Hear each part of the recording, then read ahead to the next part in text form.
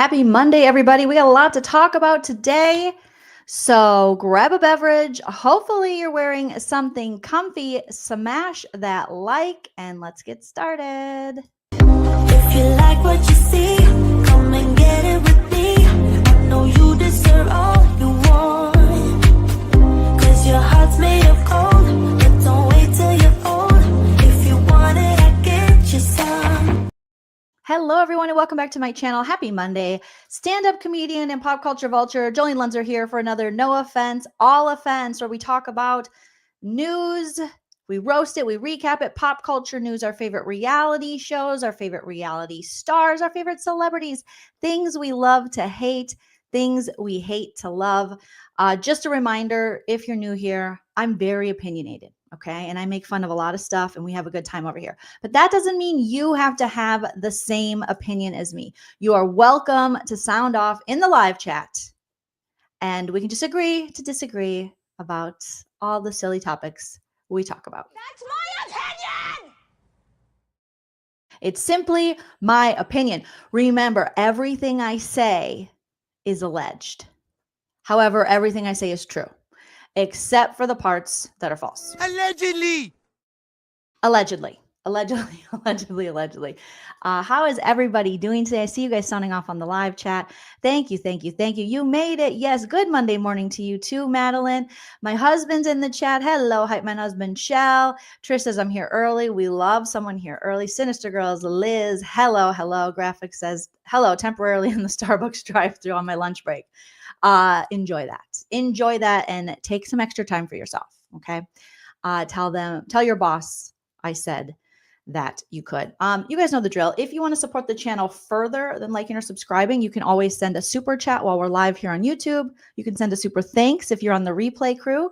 After the video posts, you are welcome to join my Patreon or my YouTube membership. The links are in the description. There you can get some exclusive bonus content, or you can always hit me up on the Venmo, PayPal, Cash App. I do have some gifts at the end that I have received off my Amazon wish list and then from graphics.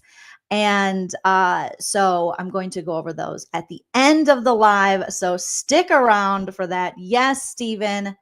So much to talk about. How are you doing, my friend? Shine, thank you for being a member for 3 months. Shine says, grateful for this community and all the laughs. Thanks, Joe. You are so welcome. And thank you for saying that because I love this community too. Okay, you guys. So many things are going on. I guess the most breaking news story is that the guy who pew-pewed the CEO from UnitedHealthcare has allegedly been caught. And that, I think they were looking for him for about 3 days. I mean, how long did it happen last week?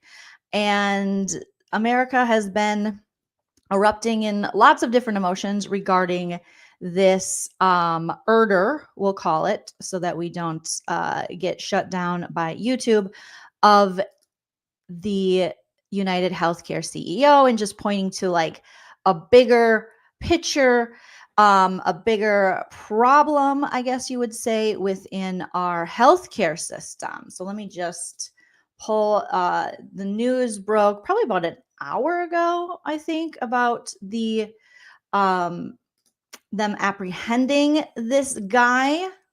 Sorry, you guys, I'm just pulling up let me just close that. Okay.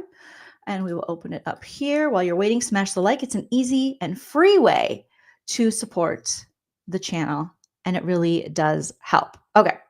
So, TMZ, every outlet, CNN, everybody's reporting the UnitedHealthcare CEO, the shooter. Okay, let's see. Person detained. Here we go.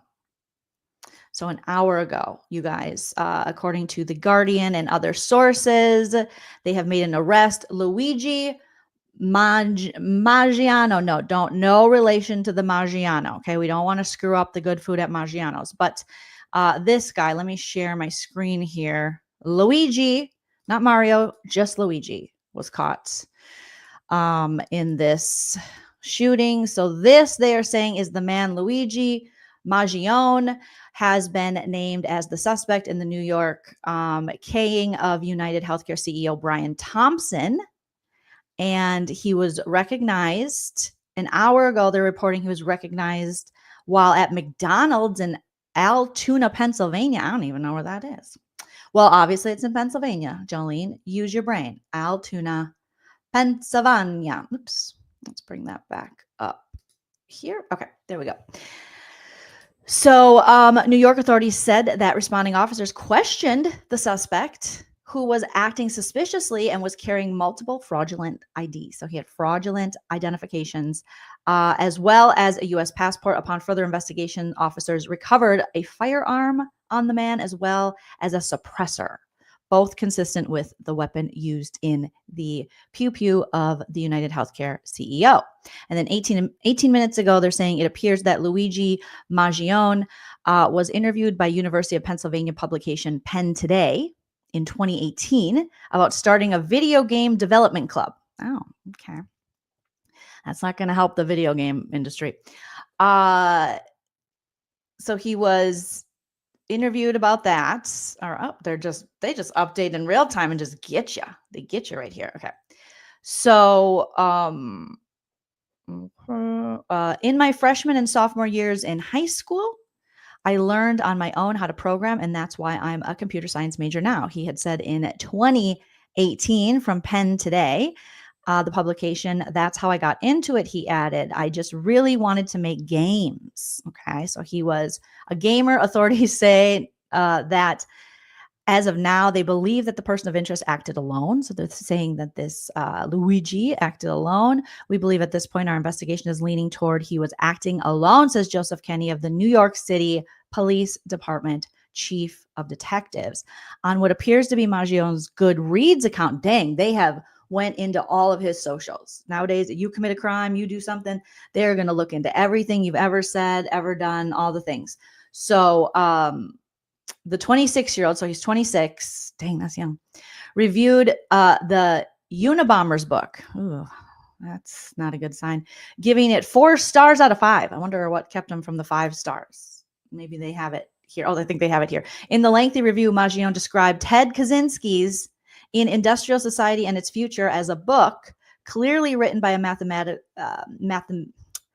mathematics prodigy, adding that it reads like a series of lemmas on the question of 21st century quality of life. It's easy to quickly and thoughtless write off as the manifesto of a lunatic in order to avoid facing some of the uncomfortable problems it identifies. The review reads, but it's simply impossible to ignore how many of his predictions about modern society turned out. He adds, he was a violent individual, rightfully imprisoned, who maimed innocent people. While these allegations tend to be characterized as those of a crazy person, however, they are more accurately seen as those of an extreme political revolutionary. Later, the review states this is what he stated in his review of Ted Kaczynski's The Unabomber's book.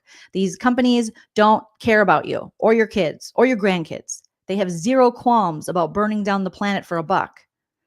So far, so right on. So why should we have any qualms about burning them down to survive? Okay, all right. We're animals just like everything else on this planet. Except we've forgotten the law of the jungle and bend over for our overlords.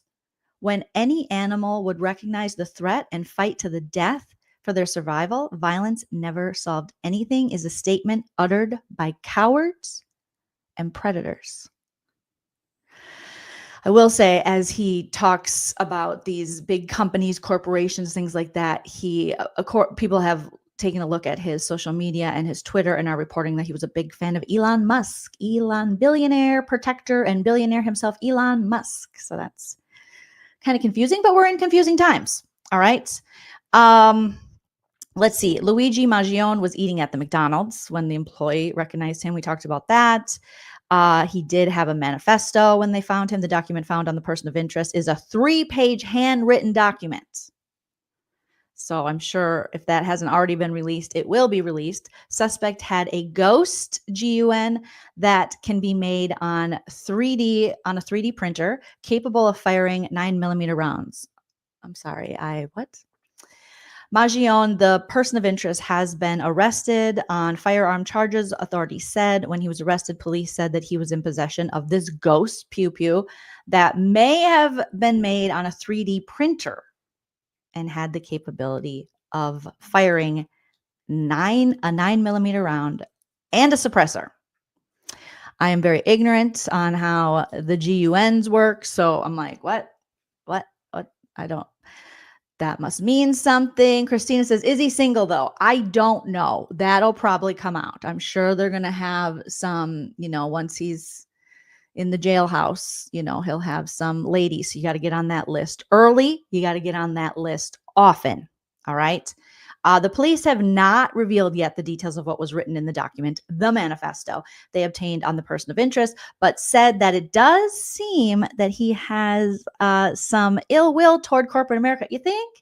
You think, police and Guardian, you think he's got a little ill will towards corporate America after all this reading the Unabomber's book and, gunning down the CEO of UnitedHealthcare and saying they don't care about us? Okay. All right. That's very interesting. Joseph Kenney, a chief of detectives for the New York Police Department, said that there's numerous linchpins in the case, adding that authorities recovered an enormous amount of forensic evidence. Oof.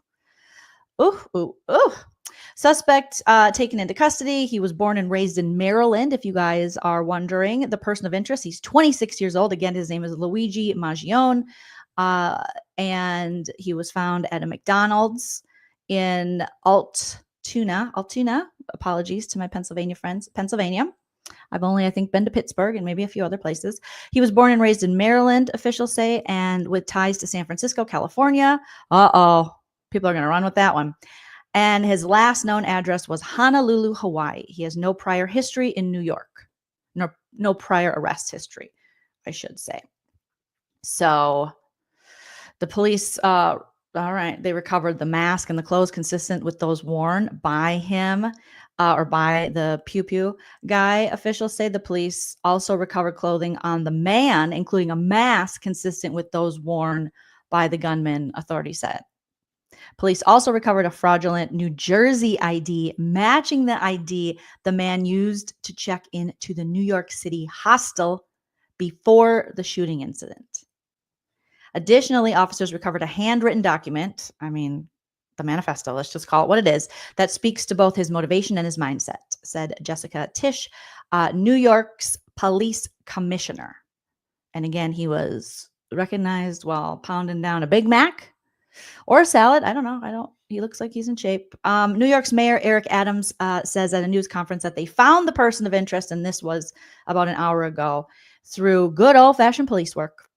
We have a strong person of interest, and that would be the Luigi Magione, 26 years old, originally from Maryland, and he's who they got, you guys. So thoughts, I'm going to dive into the chat here. And thank you, Christina, for the first super chat of the live. That is very, very sweet of you. I appreciate that. Starting Monday off strong. Powell, my good friend Powell Mansfield, hilarious comedian located in Hotlanta. They don't call it Hotlanta, only I do. Atlanta. So sorry we had to beat your foosball team. The Minnesota Vikings did on Sunday. Powell, I know you were really paying attention to that game. Big foosball fan, Powell is. Powell says, the gays are losing their minds for Luigi on Twitter and Insta, LOL. Lots of lustin' going on. Lots of lustin' over this guy. So apparently there was a lot of speculations, the Ben Shapiro's and them, they had been putting out, saying that it was possibly like, it's going to be some crazy left-wing liberal who wants universal health care. And it's like, but it turns out that according to his social media and who he followed, people are reporting that he most likely would lean more on the right, maybe more in the manosphere. He mentioned something about, or he reposted, I believe, something about men not being able to, something about men's feelings and how we look down on men and what's that say to little boys, that. What is that called? If misogyny is real, the fake one that's about guys is, give me the word, it starts with an M. I never remember it. But again, I don't even think they should make it a partisan thing because I think it's an overall American thing that it's a class thing. You know, I think it's also that a lot of people, we talked about this previously, in this country are really struggling and don't have health care. And these big corporations are making a lot of money off denying people health care, denying their claims, denying people based on pre-existing conditions. You know, it's a hot mess. Miss Andri, thank you. I know it's one of those things that isn't real. You know, men were like, #me too. And you're like, no, this is ours. Okay. This is ours. Okay. Misogyny is real. I don't know what this misandry is, because men are still getting a lot of stuff and they're getting a lot of love in the club. So whatever this misandry is, I know you want to be part of the team and you want to have doesn't exist. It was created by misogynists to pretend that they're not misogynists. It's like, get out of here. Get out of here. Let me see if I can look up his Luigi Magione. Okay. Oh, here he is.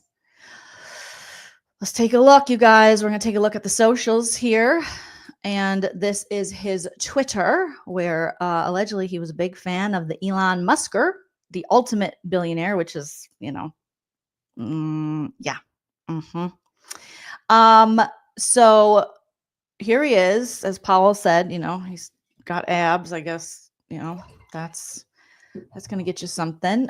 He's got an MSc and BSc in computer science at Penn. He's been on here since 2016. His location appears to be Honolulu, Hawaii, according to his Twitter.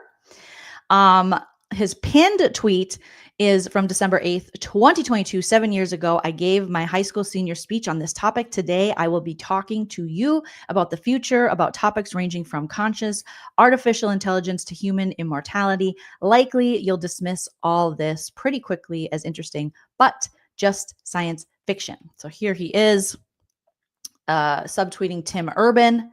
I don't know if the future is going to be utopia or dystopia, but it's unlikely to be anything in between. And he was saying he gave his senior thing on that. Did he say it was a senior thesis or high school senior speech? Okay. Fan of Andrew Huberman. He is retweeting him. Smartphones and mental health. Okay. Let's see. He's got Peter Thiel on many great startups being run by people suffering from mild form of Asperger's, and how we should view this as an indictment of our society. Okay, he's got retweeting The Anxious Generation. All right, books he's reading. The Effects of Caffeine as I Drink Diet Coke. All right. It's amazing how caffeine really is the only drug that has achieved this level of social acceptance. Imagine, well, I'd say sugar too. Imagine someone saying the first line of cocaine in the morning is one of my favorite things in life, or without my morning joint, I can't. Well, I hear people say that all the time. Don't you guys? Don't you guys? Some of you here probably say it. Man, that morning line, gets me started. That morning joint gets it going. All right. So, here he is tweeting about cellular architecture is where solar power was 20 years ago and EV batteries were 10 years ago. Okay. All right. Let's see. Fascinating essay on two thinkers, Chinese and British, whose goal was to help Western capitalism to destroy itself, and how the CCP may now see TikTok as a way to do that. All right. Okay. New atheism assumed that as people abandoned Christianity, they would embrace a sort of enlightened secular position. The death of Christian, what was he talking about? The death of Christian Scotland shows this was wrong. Faith there has been replaced by derangement, and the birthplace of the Scottish Enlightenment, which rose out of Christian principles, now worships intolerant new gods. He's talking about Richard Dawkins, retweeting something about that. Okay. Modern Japanese urban environment. Netflix, DoorDash, and true crime podcasts have stolen more dreams than failure ever will. Well, I mean, that's actually a pretty hot take. I feel that in my soul a little too much. He retweeted this, Daughter of Wolves. If you want to understand men better, just look at all the movies they've made, books they've written, and games they invent when they're young.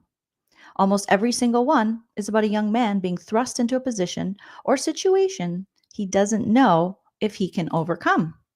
Many times he actually believes he can't, so he initially refuses the challenge. Reluctantly, he is forced out of the comfort of his home by an unlikely group of future friends or an imposing threat on his life or the life of the woman he loves. In the end, he rises above, he wins, he conquers first himself and then conquers the threat. Men are made for impossible situations and daring feats. Okay. They are born with a hero's heart. This is innate. I've watched it myself in my husband. Oh, who is this lady? As he figures out how to provide a desirable quality of life for his growing family. I've watched as he pursued that more and more aggressively over time. And I'm watching it again, but in a different way with my son and the games he invents.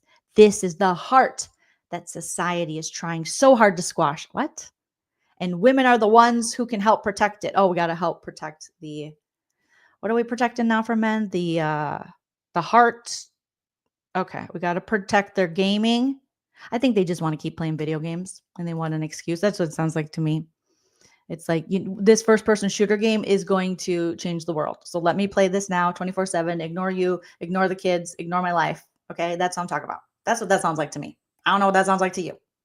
But Susie Q, thank you for the super chat. Susie Q says, I think this guy had AI experience and AI was used to deny many, to deny many claims by the CEO's insurance company. That was talked about as well as when this first occurred is the use of UnitedHealthcare's AI to override even doctors regarding claims. So, right? Jesus, take the wheel. Give that tweeter a pulpit. I mean, it's a lot of like, we must save the men. We must save the men from themselves so they can play the first person shooter game because the men are the best and the men do everything. And misandry, blah, blah, blah. Okay. And then he has this guy, Mike Benz, is throwing a dildo against a wall. And you can really tell a lot by someone's Twitter. You really can, okay? He's retweeting, ancient Rome was the world's most powerful empire for 500 years. At its height, Rome boasted roads, public baths, and much else that was close to miraculous for the rest of the planet. Then came the Great Fall. What happened has lessons for the world today. And here's the thread of that we will not read, okay? We will not read. He was an advocate for gym. Was he an advocate for gym memberships? Or doing it yourself? Okay. There we go. Yeah. So if you want to check that out and get into the mind of the shooter, the alleged shooter, I will say, for the UnitedHealthcare CEO, there you are. Why are men so obsessed with Rome? That was true at least I think that wasn't the Menendez brothers' dad, Jose Menendez. Wasn't he kind of obsessed with that as well? Like his reasoning? Hamber says, creepy dude. Yeah, I think we could just sum it up with you and your beautiful huskies. Very, very simple. Creepy dude. Okay? Creepy dude. But also, again, I wonder, you guys, is this going to start a trend of kind of like people going after, like taking this kind of vigilante justice, taking the law into their own hands and going after these big insurance companies, pharmaceutical companies that hold so much power over our basic right for our health. You know, is this going to be on the rise? Is this something that is new? Because I say that as this guy is saying that UnitedHealthcare CEO there's a guy on TMZ that's saying that he was warned he'll be next after saying Biz will prevent unnecessary care. So Andrew Whitty, the CEO of the United Health Group, the parent company for UnitedHealthcare, attempted to reassure employees with a message about their business, only for that to provoke immediate backlash. So let's see what he says here. TMZ, don't strike me. Don't be dicks, okay? Everyone go to TMZ. Watch the video. Don't be a dick. You're being a real dick. Stop being a dick. You're being a dick. Okay. Give me a thumbs up, you guys, when we can hear this if you can hear the audio in the chat. But let's take a listen to this. Actually, I'm going to bump myself over it maybe and see. Let's see. Okay. Let me know if you can hear this when I play it. All right, guys, let me put my AirPods in. Give me a thumbs up in the chat as soon as you hear any audio coming from this video. I'm sure everybody has been disturbed by the amount of negative and in many cases vitriolic media and commentary that has been produced over the last few days, particularly in the social media environment. And I want to reassure you of a few things.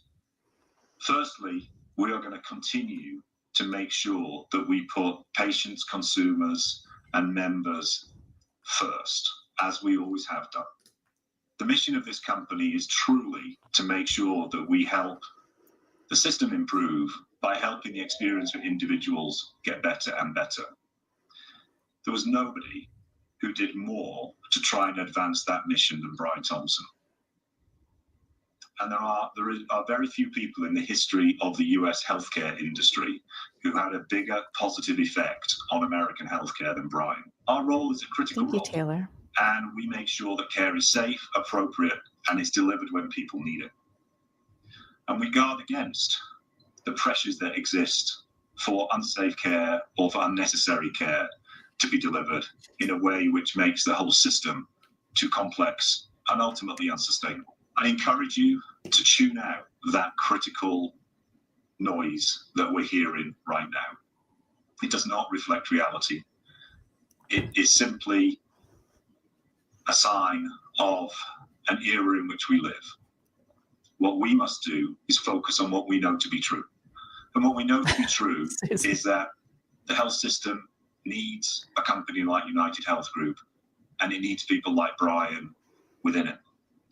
We're fortunate that within this company, we have so many people driven and inspired in the same way that Brian was, and we will continue in our journey to help everybody who needs it within the health environment. Why do these big companies always do that? I worked for a big company one time and they got in trouble publicly and for some bad practice in a department I wasn't involved in. Okay. But in meetings, they would be telling us like, make sure you tell your friends and family that we're not really like that. And I'm like, the proof is in the pudding. You are really like that. It's not up to the employees that you're paying dick to. It's up to you as the company, the CEOs, the executives to prove that you are not that company, that you don't do those things. But they want to put all the onus and all of the lobbying or whatever, the marketing on the little employees. And it's almost like they're trying to talk us into, whoever the employees would be over here at UnitedHealthcare Group, talk them into. It's not true what they're saying. It's not true that they're saying that we're, denying people and we're killing people and we're making a profit. We're making a profit off of blood. This is blood money. It's not true, but it is. That is the truth in American healthcare. No matter who you voted for, that's the truth. These guys are getting rich, like grossly rich, like the richest piece of rich that ever riched, while people are being denied, procedures, while they're passing, they're deciding, well, we're going to let AI decide this. And these are people's lives. And, I think a lot of people are like, well, where's your morality as a company, as a human being, that you would allow your CEOs and executives to get so grossly rich off of people's pain and suffering? I mean, your most vulnerable time you'll ever have in your life, or one of the most, is when you're sick. And that is the time that you need your, your healthcare providers to be able to give you the treatments and everything that are going to save your life, that are going to make you feel better. But instead, we have guys sitting up there in their big ivory towers, like, eating their caviar by Meredith Marks. No offense to Meredith Marks. No offense, all offense. And you can't justify that kind of gross wealth when it comes to people who are living and dying for them to get that money. Because the only way, again, the insurance company can make any money, as we all know, is they have to deny claims. They have to be taking in more money than treatments they're giving out. So you pay every month those of us, those of you who can afford insurance, those of you who aren't denied off the bat private insurance, so you pay, and only for insurance companies to go, we don't cover that. We don't cover that. So they really are. I mean, and that's crazy. Ida says, I canceled my insurance because it was $775 a month for me only. Yeah. Hi, my husband, Chell, and I, we, when I had a corporate job, I had corporate, sponsored insurance or whatever.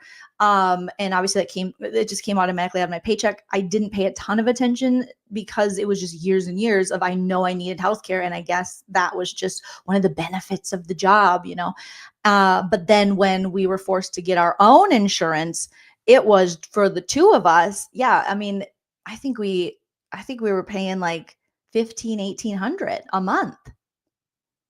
And so then you would think you pay that much, and then when something happens and you need to use your insurance, they're going to be there for you. But that's not what we're seeing in America. We're seeing ridiculously high deductibles you have to meet. We're seeing co-pays off the charts. We're seeing things denied and them saying AI is going to decide over a doctor whether that is something that you need. So it's a really scary time for people. And you see it with the reaction. You see how fed up people are and how people are like, eat the rich sort of thing. When you observe the reaction to this man's murder, there's a lot of people that are rejoicing in this, because to them, I've seen people making comparisons to these healthcare pharmaceutical CEOs who make this gross amount of money through denying claims and all that stuff. I've seen claims to them being compared to like a serial killer.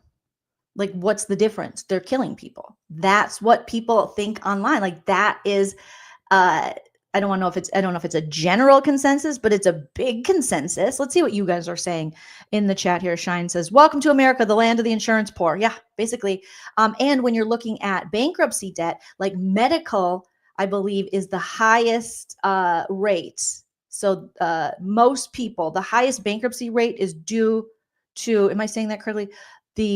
Is due to medical debt. So the highest percent of people dealing with bankruptcy, it's due to medical debts, or you know what I'm saying. So medical debt is a big reason why people are going bankrupt, and why you see people having to go back into work when they're sick, or when a loved one's sick, even people once they've been retired, just to get that insurance. Amyism says, I worked for an insurance company and our team was laid off so they could outsource.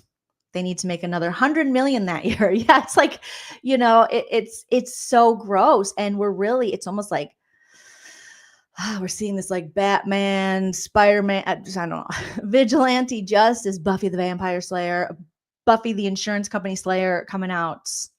Witness says they are using their systems to game you. It's pretty gross. Yes. Sarah says, lucky to live in, you have free health care. Oh my gosh. We do pay higher tax. You live in New Zealand, you have free health care, you pay higher taxes, but I'd rather do that than pay insurance. Me too. 100%. Me too. Graphic says, a life insurance rep told me once that they don't want to pay claims. Why they don't cover pre-existing conditions. Of course they don't want to pay. You can't make money if you're paying claims. You can't make money. I saw this happen to so many family members who were denied care or denied the insurance due to, them being too much of a risk, or that being, whatever arbitrary reason. The fact that we have a business, a corporation standing in between us and our healthcare provider is criminal, in my opinion. It's crazy. And a company whose main goal is to make money, and not to make money for you, and not to make money for their employees, but to make money for their executives, their CEOs, their COOs, their COPs, their COPDs, all of them. Let's see. DGF said Dr. Kirk Honda of psychology in Seattle described the runaround and red tape he had to endure to get paid, in addition to attempts to frustrate his patients. 100 mass unaliving. Yeah. Graphic said someone on Threads quoted a scene from The Incredibles when Mr. Incredible worked at an insurance agency. Same thing. The shareholders are more important. Indiana Girl Jewel says, my daughter has to get her wisdom teeth taken out. Oh, I remember that. Next week, and her insurance, Medicaid, will only cover a half hour of so they're like, she might wake up in between. NBD, not our problem. A half hour of anesthesia. So I will have to pay out of pocket. That's ridiculous. That's disgusting. That's a child. Why are you even, it's just like, that's ridiculous. And how did they come to this decision? That's what always baffles me is like 30 minutes. Let the kids, when they're getting their wisdoms out, this should be good, right? Right. Ask Mark. He has no bearing and no experience in dental or healthcare. Do you think 30 minutes anesthesia? Yeah, sure. That sounds about right. But if it's your kid, Rich Mark, CEO, COO, well, give them as long as they need. So also if the same kind of things were happening to the rich, I think, and the 1%, you would see people, reacting differently. Jennifer says people like Brian Kushner responsible for thousands of deaths. This is disgusting. Thank you. Joleen Lunzer's #1 fan. Like Care Bear. Thank you for being a month. Thank you for being a member for 39 months and for being a mod. That's the two things I was combining. In my humble opinion, UnitedHealthcare denied more than 1/3 of the claims. The majority of those accounts we billed out with UnitedHealthcare include were denied while working under the UnitedHealthcare umbrella. Jennifer says, I've encountered people like you, Trish. Oh, what did Trish say? Okay. Didn't mean to highlight that. It's a mess. It's really, really, really a mess. And Trish says, I was customer service for a health insurance company. I'd call people from my home after work so they could get claims covered. Oh, Trish. You would help them? Is that what you're saying? Oh, you got caught and you got fired. Oh my goodness. Yeah. So, yep. They did catch the guy. His name is Luigi. Okay. Mario's brother or lover. I never understood Mario and Luigi. They're brothers. They're plumber brothers, right? They're brothers, not okay. All right. So I wonder if this is going to be something that we see more of in the future. Are we going to see people taking it upon themselves to go after these CEOs, to go after these billionaires? And I don't know. I mean, it seems like people, just the response of this man's killing, people are, I don't know. I can't remember the last time I saw something like this. Can you guys? I mean, maybe I'm just not thinking correctly, but I saw people kind of rejoicing or being not, I don't know if it's, kind of rejoicing, kind of just saying, well, he's a killer himself. When it comes to like a CEO, a healthcare executive getting something happening to them. So Trish says it worked out great. It is a lot more freeing when you don't have to work for the evil empire, but unfortunately a lot of us do, because that's, they hold the money and the jobs and stuff. Well, 2024 was the year. We got to ask Cat Williams, because Cat Williams predicted 2024 the truth is going to come out whether you like it or not. People are going to get exposed. Will 2025 be the year of the vigilante 1% movements?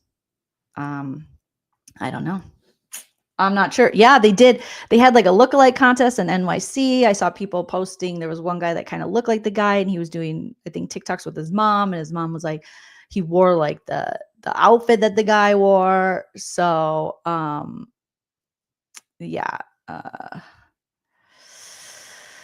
Oh, okay. Let me see. I thought, I guess we'll go to this next story. So this is still developing, but Luigi Maggione has been arrested and is perceived to be the guy who shot the UnitedHealthcare CEO executive. Okay, and now on to more fun news. Not fun. You guys, we've been waiting for people to be named. in this, Diddy,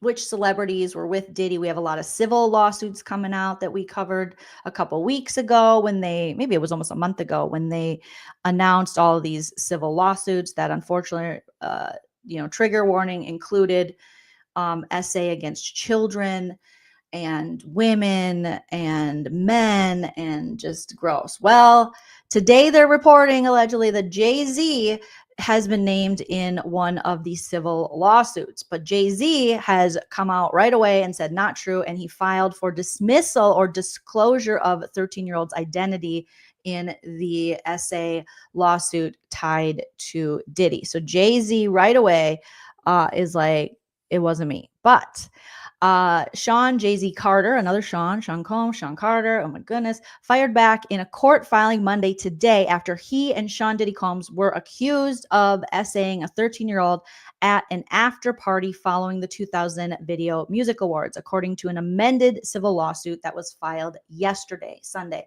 Carter filed a motion Monday to deny the plaintiff's request to remain anonymous, calling for either her identity to be disclosed or the suit to be dismissed. In the motion, he also accused Texas attorney Tony Busby. We know Tony Busby and a couple other, but his law firm was the one that was backing all of these separate civil lawsuits that were coming forward, accusing not only Diddy, but some of his famous friends as well, accusing them of essay, accusing them of giving them substances without their knowledge, those kind of things. So in the motion, he also accused Texas attorney Tony Busby of conducting an extortionate campaign against him. Mr. Carter deserves to know the identity of the person who is effectively accusing him in sensationalized publicity hunting fashion of criminal conduct, demanding massive financial compensation and tarnishing a reputation earned over decades, the motion states. In a statement posted to the Rock Nation Twitter account on Sunday, Jay-Z denied the allegations made against him in the Sunday filing. Jay-Z was added to the lawsuit that was originally filed in October as one of several anonymous complaints by Busby. Many of the lawsuits did not survive because the plaintiffs declined to be named. However, in this case, the judge said that the then 13-year-old showed sufficient cause to continue anonymously. Carter was identified in the original complaint as Celebrity A. Another celebrity stood by and watched as Combs and Carter took turns. So here's what's happening. Trigger warning. Here's what's going to come out in this motion, in the paperwork, in the filings. Another celebrity stood by allegedly and watched as Combs and Carter took turns assaulting the minor. The lawsuit said, without naming the celebrity, the plaintiff alleged she was noticed by a limousine driver who invited her to the after party where Combs and Carter essayed her. In his statement, Jay-Z claimed Busby had sent his lawyer a demand letter ahead of the filing. My lawyer received a blackmail attempt called a demand letter from a lawyer named Tony Busby. What he had calculated was the nature of these allegations and the public scrutiny would make me want to settle, Jay-Z wrote. No, sir. It had the opposite effect. It made me want to expose you for the fraud you are in a very public fashion. So no, I will not give you one red penny, he added in the statement. In his response, the music mogul questioned why the filing was a civil lawsuit rather than a criminal filing. Whomever would commit such a crime against a minor should be locked away. Would you not agree? ? These allegations, these alleged victims would deserve real justice if that were the case, Jay-Z wrote. Jay-Z went on to address the fact that his family, including his children, may be affected by this filing. The only heartbreak is for my family. My wife and I will have to sit our children down, one of whom is at the age where her friends will surely see the press. I'm talking about Blue Ivy, I believe. Will surely see the press and ask questions about the nature of these claims and explain the cruelty and greed of people, he wrote.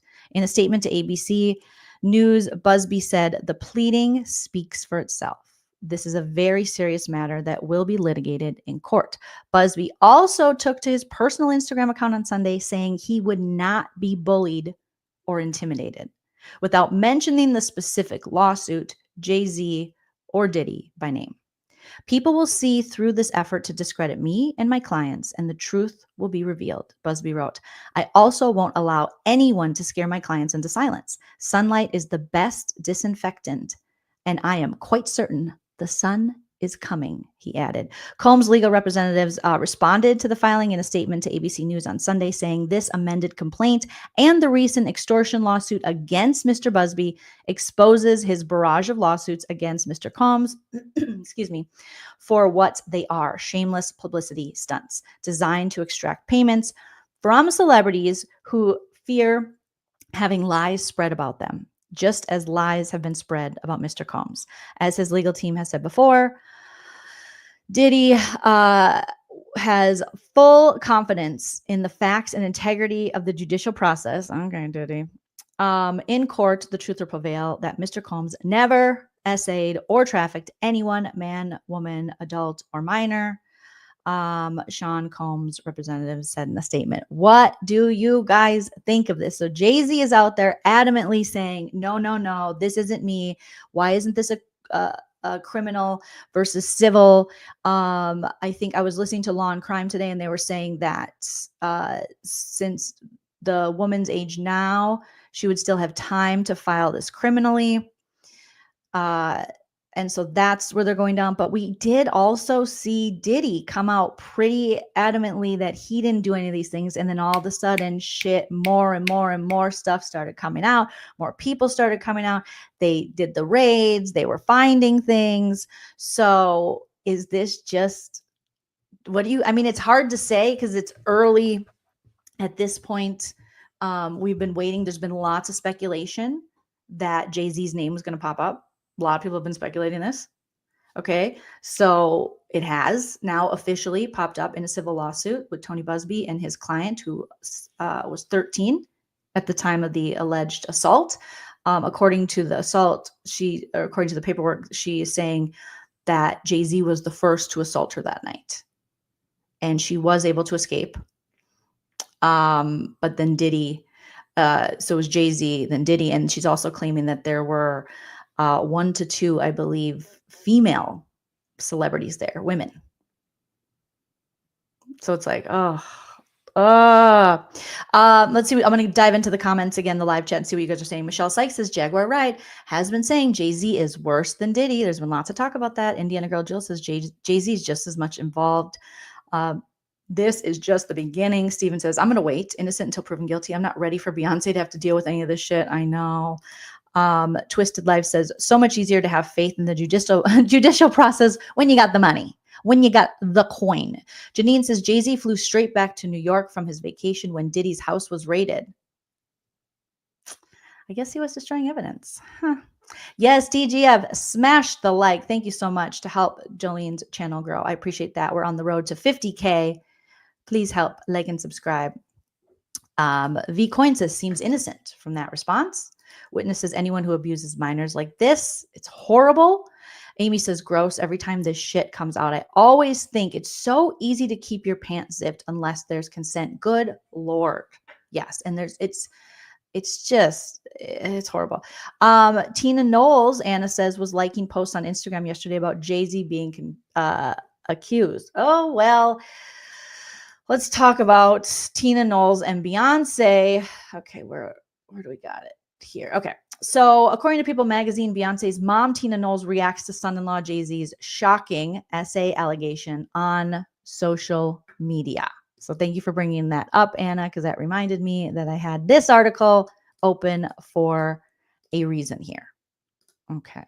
Oh my goodness. It's just like, see, gets grosser and grosser by the day. Okay. So People Magazine, Beyonce's mom, Tina Knowles, reacts to son-in-law Jay-Z's shocking essay allegation on social media.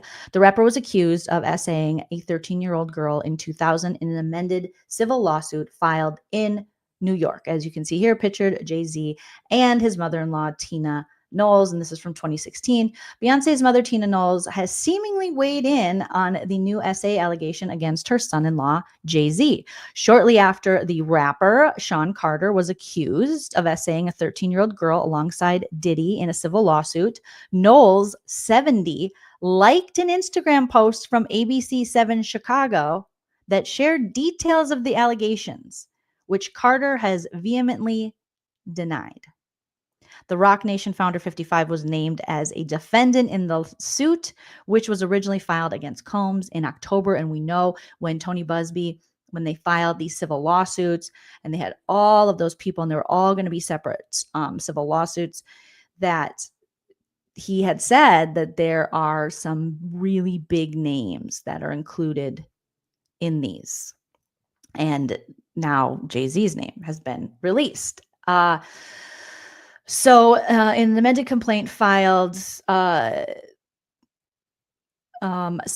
December 8th, a woman who identified herself as only as Jane Doe said Carter and Combs essayed her at an after party for the MTV Video Music Awards in the year 2000, while a third unnamed female celebrity watched. The Instagram post liked by Knowles featured a photo of Sean Carter, aka Jay-Z, and Sean Combs, aka Diddy, with the words, "Breaking news, Jay-Z, Diddy named in new lawsuit alleging essay of girl 13." Her like remained as of 1:30 p.m. Eastern. So what is it now? It's 12:30 Pacific. So up until a couple hours ago, I don't know if it's still there. Carter married Beyoncé, obviously, Knowles' daughter, in 2008. And the couple shared daughter Blue Ivy, 12, and twins Rummy and Sir, 7. A rep for Knowles did not immediately respond to people's request for comment. So Tina Knowles is out there. Did her finger slip? I don't know, but that seems a little sus. Shortly after the amended complaint was filed in New York, Carter responded. We talked about that. And he's saying, Busby they're trying to get it quick. He's a fraud. He's a fraudster, tried to extort him, blackmail him. His heart breaks for his family. And he talked about the allegations are so heinous in nature that I implore you to file a criminal complaint, not a civil one. Whomever would commit such a crime against a minor should be locked away. Would you not agree? I wonder, I would need someone who was more well-versed in the law than myself. Is he saying that because it sounds good and that a criminal suit is actually harder to prove, and actually at this, as this much time has passed, is he saying this because a lot of victims of SA don't want to go this route because it re-victimizes them in a lot of ways, and they have to relive these things. They also get exposed, from the media, even if it doesn't hit the media, or even if her identity is protected, there is still a lot of, slut shaming, victim blaming that goes along, that these victims don't want to relive that. So I wonder the difference between the criminal and the civil trials. And maybe the civil is just a little less traumatizing at this point. So I don't know. Yeah, there was lots of questions of where were her parents. Apparently she said that her dad had picked her up after this incident. She had called him. She had escaped the location she was at where this allegedly happened, and her dad picked her up. We don't know any further details yet, whether her dad knew, whether she told her dad. Yes, and we don't know if she's reported it then, but obviously, reporting something against any man with power, money, resources is so scary, and you're already afraid. And, it does take victims a lot of times it takes victims a long time to come forward, because it is such, it's horrible, and some victims, a lot of victims never come forward at all. So yeah, I don't know. Yeah, Vcoin saying civil is easier to prove. Probably. I would assume maybe that. is the case. Isn't it criminal equals no cameras in court? Civil, yes cameras. I thought civil, no I don't know, actually. This is when we need the great Emily D. Baker. I'm sure she's on her channel and she'll break all that down. We can check that out. So yeah, we don't know how, we don't know where the mom was at. We don't know where the dad was at. We don't know anything. We just allegedly know that she wanted to go to the location of the MTV Music or Movie Awards, whatever at the time, and a limousine driver. And let me play you guys a little audio from Law and Crime that I screen grabbed when they were discussing it today. Obviously, go support the Law and Crime channel, and they were kind of giving their thoughts on it. So we'll listen to some of this and see what they have to say. Okay. Hopefully. Allegation is that he and Diddy raped a 13-year-old girl at an after party in the year 2000 after the MTV Video Music Awards. Now, Jay-Z is denying these allegations. In a statement he posted to his X account, he denies the allegations and questions why this was done civilly, why this civil lawsuit was filed demanding money, and why a criminal complaint has not been made. He writes, quote, "My lawyer received a blackmail attempt called a demand letter from a lawyer named Tony Busby. What he had calculated was the nature of these allegations, and the public scrutiny would make me want to settle. No, sir, it had the opposite effect. It made me want to expose you for the fraud you are in a very public fashion. So no, I will not give you one red penny." End quote. So that was what Jay-Z said publicly on his X account. In a statement to ABC News, that attorney, Mr. Busby, said, quote, "The pleading speaks for itself. This is a very serious matter that will be litigated in court." Now, this is the same lawsuit that was filed in October, accusing Diddy and accusing another celebrity of working in conjunction with Diddy to rape a 13-year-old, not identified in the complaint, just named only as Jane Doe. And they also allege in the suit that another female celebrity was there the whole time watching this happen. So basically, we've heard these allegations about Diddy, and we were wondering who these two other celebrities are. In the first two, they were just named as Celebrity A, a male celebrity, and Celebrity B, a female. Female just said to be watching, but Celebrity B said to have been taking part in the assaultive behavior. So now that suit has been amended, and Jay-Z's name has been filled in, his real name, Sean Carter. So now he's a defendant, along with Diddy, in this particular civil lawsuit.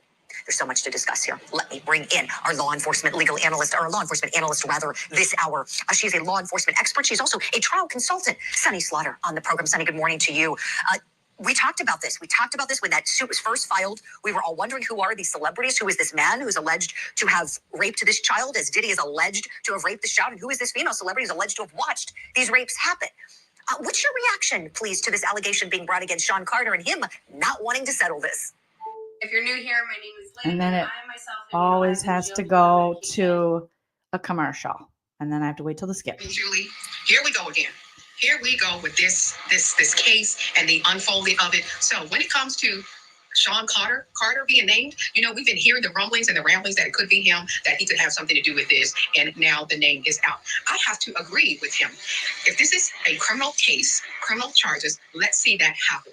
I am always, as a law enforcement expert, a litigation consultant, and someone that specializes in trafficking and sexual exploitation cases, concerned when we go to mediation regarding something that's criminal and not to the criminal litigation and for the investigation that is necessary in this case. Although it might be 24 years old, the allegations, we investigate cases that are 24 years old as law enforcement. And I think we need to see clear eyes and take down the temperature with the hype and get into the investigative material and start with Homeland Security Investigations, who has the expertise, who did the execution of the search warrant on Sean Puffy Combs stuff, and let's get into it that way as opposed to having mediation. These are criminal allegations, and we should not take them lightly, and particularly based on the age of the individual, and there could be others allegations. Right, Sunny. And excellent points here. And let's keep taking it a step further. So you said this is a valid point, and I agree. I agree. I said it to my colleague, our senior producer on the show, Eric Goldson, when he said Jay-Z makes this point about why isn't this criminal? I said, yeah, he's right. And I looked up the law. So the New York Child Victims Act, sometimes we hear it referred to as the CVA, a wonderful piece of legislation that opens up the window of the statute of limitations, right? Statutes of limitations, bar complaints that are outside of the window of time. And this extends them for child sexual abuse. And it does it in both civil court and in criminal court. And Sunny, you're familiar? Which again, it's ridiculous that there even is a statute of limitations when it comes to this sort of thing, and especially crimes that involve children, crimes that involve anyone regarding SA, knowing how long it might take victims to come forward if they ever do. With this. So I'm doing the math here. This is alleged to have occurred in the year 2000.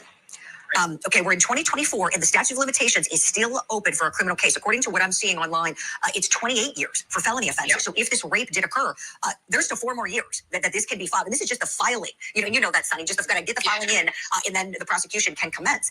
So I'm curious your thoughts on that, Sonny. As an investigator, there's been a personal choice by this now woman, then 13-year-old complainant, who has chosen to go the civil route with attorney Tony Busby to get justice instead of going to investigators that we know of. Tony Busby could have said something public.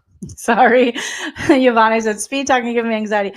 I sped it up when this is how I listen to things. Honestly, that's how my brain can process it. But I realized I didn't have time to slow it down for you guys. And I'm not able to do it unless I put it through my little InShot app. So apologies at how fast they're speaking. In response to Jay-Z's comment that, well, she has reported or something, to our knowledge, there has been no report. What does that say to you when an alleged victim isn't choosing to go the criminal route? So it could say multiple things. And one of those could be that maybe as a young person or as someone more mature, they did try that. And they had some type of negative encounter with law enforcement where they may not have been believed. Sometimes that does happen. And that could have made it impossible for this alleged victim to feel comforted by what law enforcement would and could do.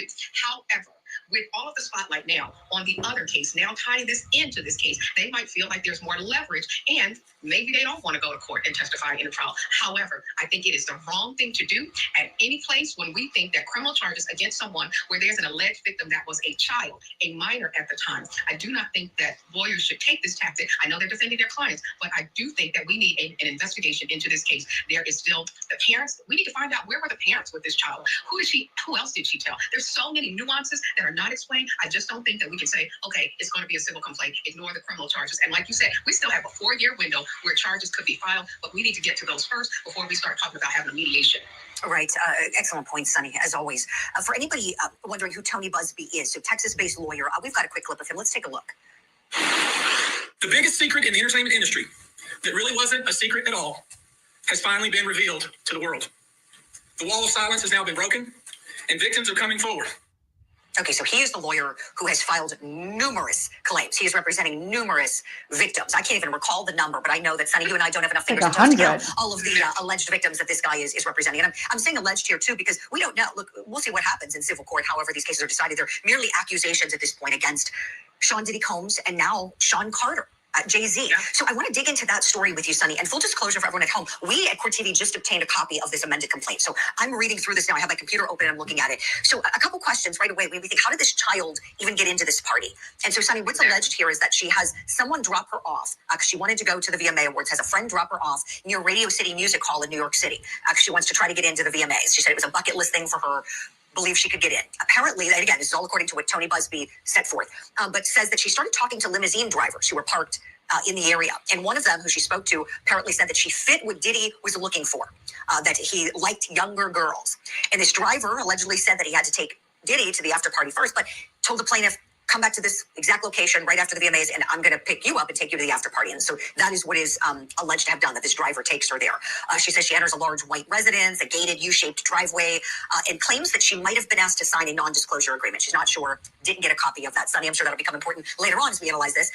She says she sees many celebrities, and there were waitresses circulating, carrying drinks on trays. She said she observed widespread drug use, including cocaine and marijuana use, took a drink that was reddish and yellow in color. She said it tasted like orange juice, cranberry juice, and something bitter. Says after that, she felt woozy, felt the need to lie down.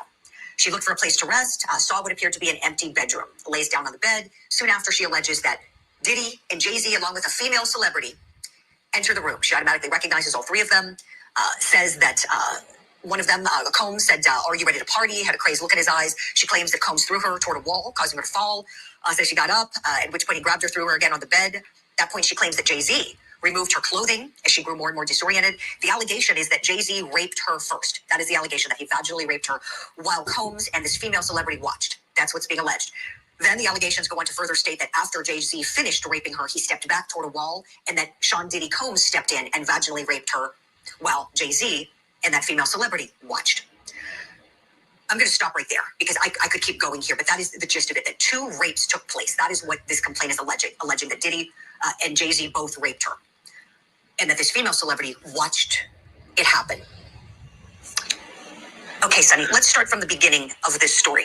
The beginning of the story starts with a limo driver I'm thinking about this person, this adult who transported a child to a party, allegedly. Does that sound a little bit like some sex trafficking? I don't know, but boy, if I was a federal prosecutor, I'd be paying close attention to this, wouldn't you? The allegation, you hit it on the head. So this is transportation. And sometimes people think transportation in trafficking cases means out of the state or over state lines or something. Transportation is any mode of transportation where you are moving an underage or an individual that should not be moved to another location for sexual violence or trafficking, exploitation, any type of scheme. So first we have the limo driver. And I'm still talking about where were the parents? How did she get into this? And she never did make it into the concert that she wanted to make it in because that's not in there. So she immediately goes to this location. And then she's moving about with all of these celebrities. How is it that nobody in the room recognizes this very young? 13 is very young and very young and looking in age. We're thinking 2000. Okay, how is she there? How long is she there? And all of this activity that happens there. Does she engage in alcohol and drugs? That is also another part and another point of criminal activity, serving alcohol and drugs to a minor. Another charge, allegations, once again, as we're saying this. And then how did she get to leave this location? I can't wait to look at this complaint myself and start unpacking it. But Julie, you started right where it needed to begin. These are allegations. They are very serious allegations. They are very heinous allegations, but they also need to be investigated because there are too many individuals, starting with the limo driver, starting with how she got to the location, and everyone in between that need to have the conversation, the investigation, the parents, and how she got there, how she got home, what happened, what did she say at school to her friends, counselors.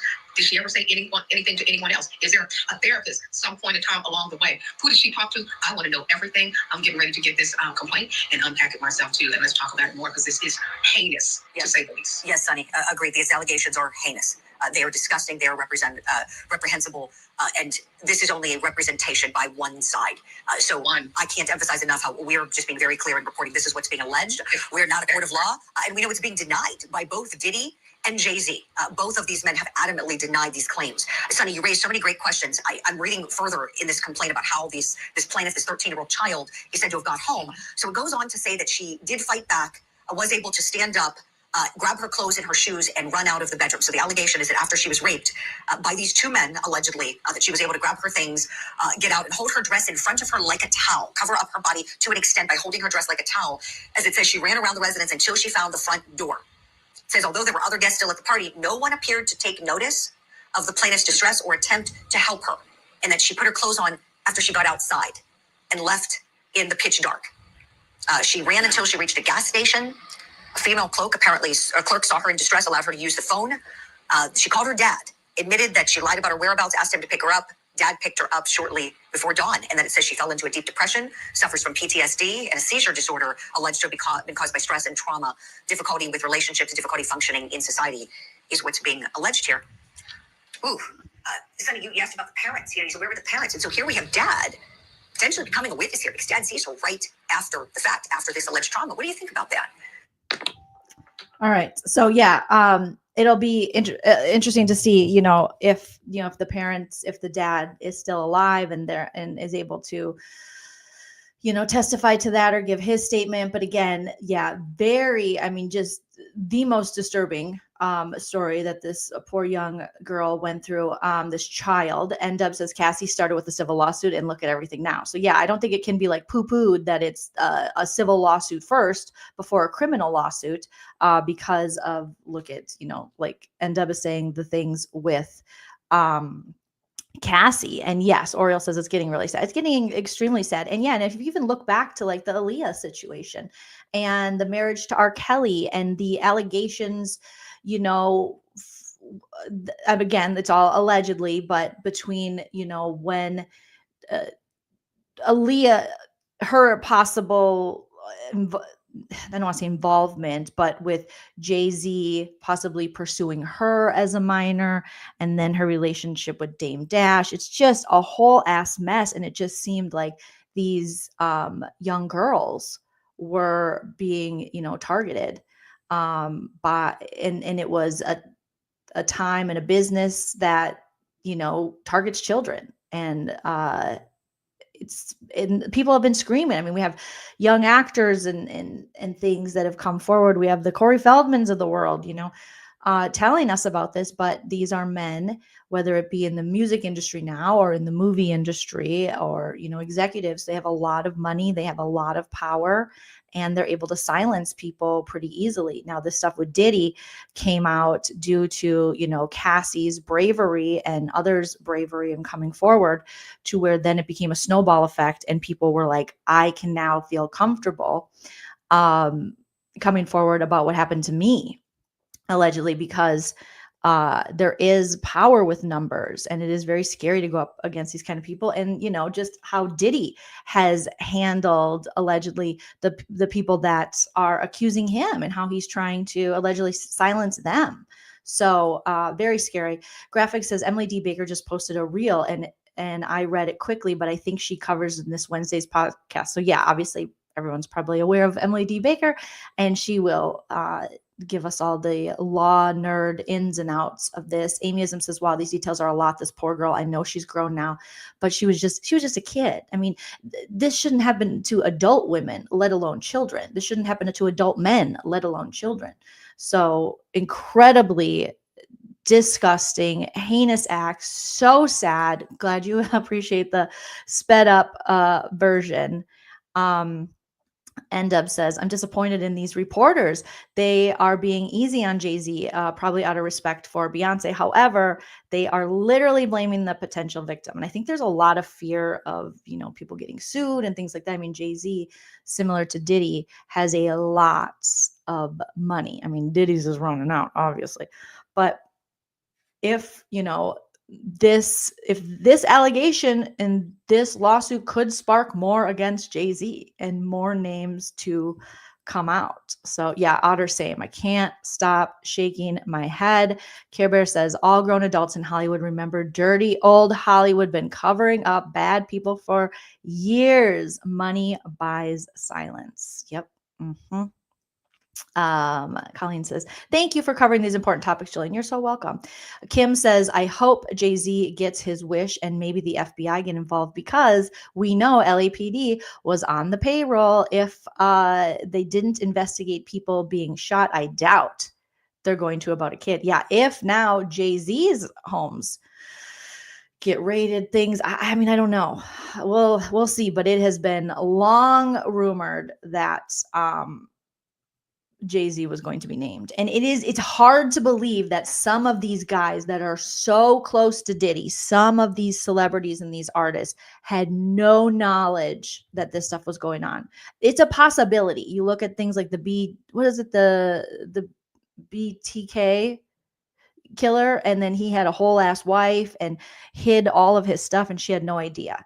So, but this is just, it's on such a high profile. And I know that these kind of crimes and stuff tend to happen at Diddy parties after the majority of like the main stream or main people would leave. And also there were separate alleged locations that were set up just for these types, so that they could, assault people and SA people, allegedly. But it is hard to believe that some of these people didn't know something. Danny T says journalists are scared after Jay and Bay went after Pierce Morgan. I saw that. And then didn't Pierce have to put out a statement? I mean, I think Pierce Morgan sucks, but he had to put out a statement, I think, after that. Again, you're dealing with very, very powerful people. And yeah. End up says Jay-Z used dirty money to start his brand. I don't think he's above something like this, allegedly. Oh, goodness, you guys. So that'll be developing. That is a story that just came out today.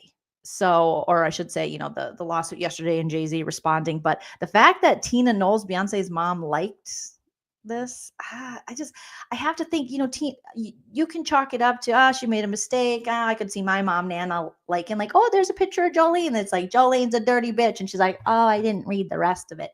But I would say Tina's been in this game long enough, in this celebrity game, having her daughter be one of the most famous, most recognizable people in the world, that she would be that kind of thing wouldn't happen necessarily. And we do have, back in the day with Solange, Beyonce's sister, assaulting Jay-Z in the elevator. There is some stuff around this relationship that has always seemed a little off.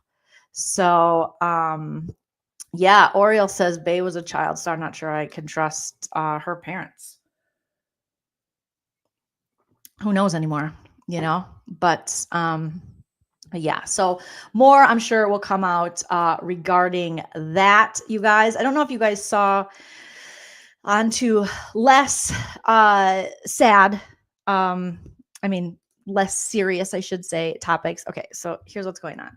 So we know that, no love lost between Dorit and Kyle Richards this season of The Real Housewives of Beverly Hills, okay? However, apparently there is a lot of love and a lot of sharing the home going on.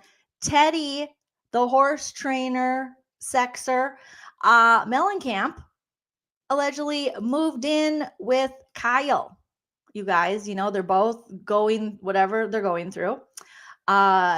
Divorce, I don't know. Kyle seems like in this past episode, she doesn't really want to divorce Marisa. I don't know what's going on. I don't know if she's with Morgan Wade, Morgan Wallen. Who knows? We can't even say the name Morgan.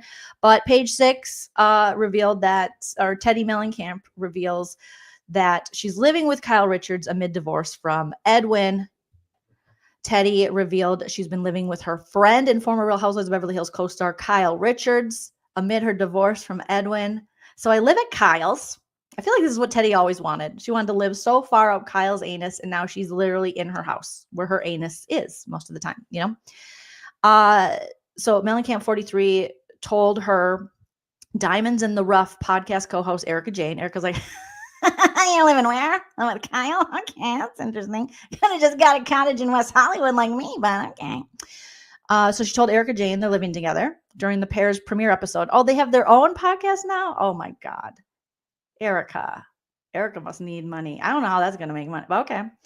Which dropped Thursday. Oh God, do we got to roast that? Let me know in the chat if you guys want me to roast the premiere episode of Diamonds in the Rough. And maybe we'll do that tomorrow. The new podcast with Erica Jane and Teddy, the horse frickers, the horse funkers, Mellencamp, the horse funker trainer, Mellencamp. And Erica said, do you really, honey? Holy shit. Erica 43 responded, who still stars on Real Housewives of Beverly Hills alongside Richards, 55. After Mellencamp said she saw that Jane filmed in the glam room at Richards' house, the latter jokingly asked, "Is that where you're sleeping?" Honey, you sleeping in the glam room? The jab prompted the former to exclaim, "That's my bedroom now, bitch." Okay, Tedder. Okay, Tedder Mellencamp. Erica goes, "Up there? Honey, up there?" In disbelief. And Teddy goes, "Yeah. Isn't it great up there? It's so cozy. Isn't that a dream up there? You want to move in with me?" Oh, my Lord. Like Mellencamp, Erica Jane is also estranged from her husband, as is Richard. So maybe they're all going to have like a threesome, a lady threesome circle. Okay. The new Witches of WeHo, the Witches of Beehi, Beverly Hills, Bev High. Yeah. Mellencamp excitedly suggested they start potting from there. Oh, they're going to do podcasts there, which Jane felt was a great idea because the house is empty. Oh, don't rub it in. Kyle's already emo about that.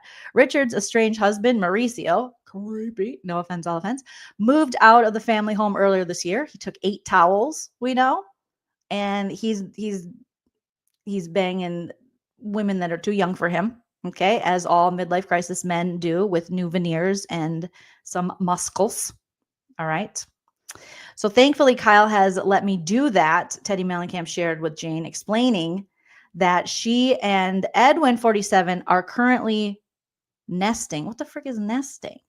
You banged your horse trainer. Why is he nesting with you? What are you talking about nesting? Oh, you guys, what? Okay, you guys are wanting me to roast it, so we'll take a look at it. Booyah, biatch. Oh my gosh. And Dorit wasn't invited. Nuh-uh. Cammie says, I question if she's really sleeping in there. Remember when they slept in the same bed in the French castle? I remember. Oh, I remember. And there was questions about, how can you get so close? How can you get so close? How can you get so close? And they were like, how dare you? And they're like, how can we get so close? And we all were like, they're like, it's nothing. And then we're like, you're lying. You're lying. No, I'm not lying. Up, Kim. They were lying. They were clearly lying. This is going to be the new couple. I'm calling it right here. Teddy, Kyle, bareback, horseback riding, allegedly, together through Encino on her land, okay, raising dogs. Kyle will still have Morgan Wade on the side, allegedly. And that's going to be how it goes down, okay? Now, in other news, yesterday I saw, kind of the same news, but yesterday I saw people are really giving credence, I would say, Credence Clearwater Revival. They're giving Credence Clearwater Revival to the rumors that we heard once upon a time, or as my nephew used to say when he told stories, one upon a time. All right. So there's blind items. These are alleged. These are people saying things, and people were wondering what was going on with Mauricio and Dorit. Could that be the real reason behind this? Was there this? We all thought it was a little weird when Dorit kissed Mo's arm and her, maybe there's something going on. Well, Bravo Bry shared a post from Eric B of Lululemon. Again, this is just gossip hearsay at this point, but posted, so Dorit Kemsley's been slipping into Mauricio Umansky's Lux Beverly Boulevard condo late at night and strolling out early in the morning. Midnight workouts, anyone? The streets are screaming and the tea is boiling over here. Who else is watching this play out? Do you guys believe this? Do you guys believe it? Or do you think people are just trolling us? Just trying to get us excited. There's Dorit, cigarette in hand. This is her allegedly leaving Mo's new condo. If this Beverly Hills Housewives is going to blow up, if this is true, if it is really Dorit and Mauricio.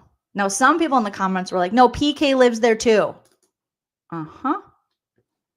Some people are claiming that.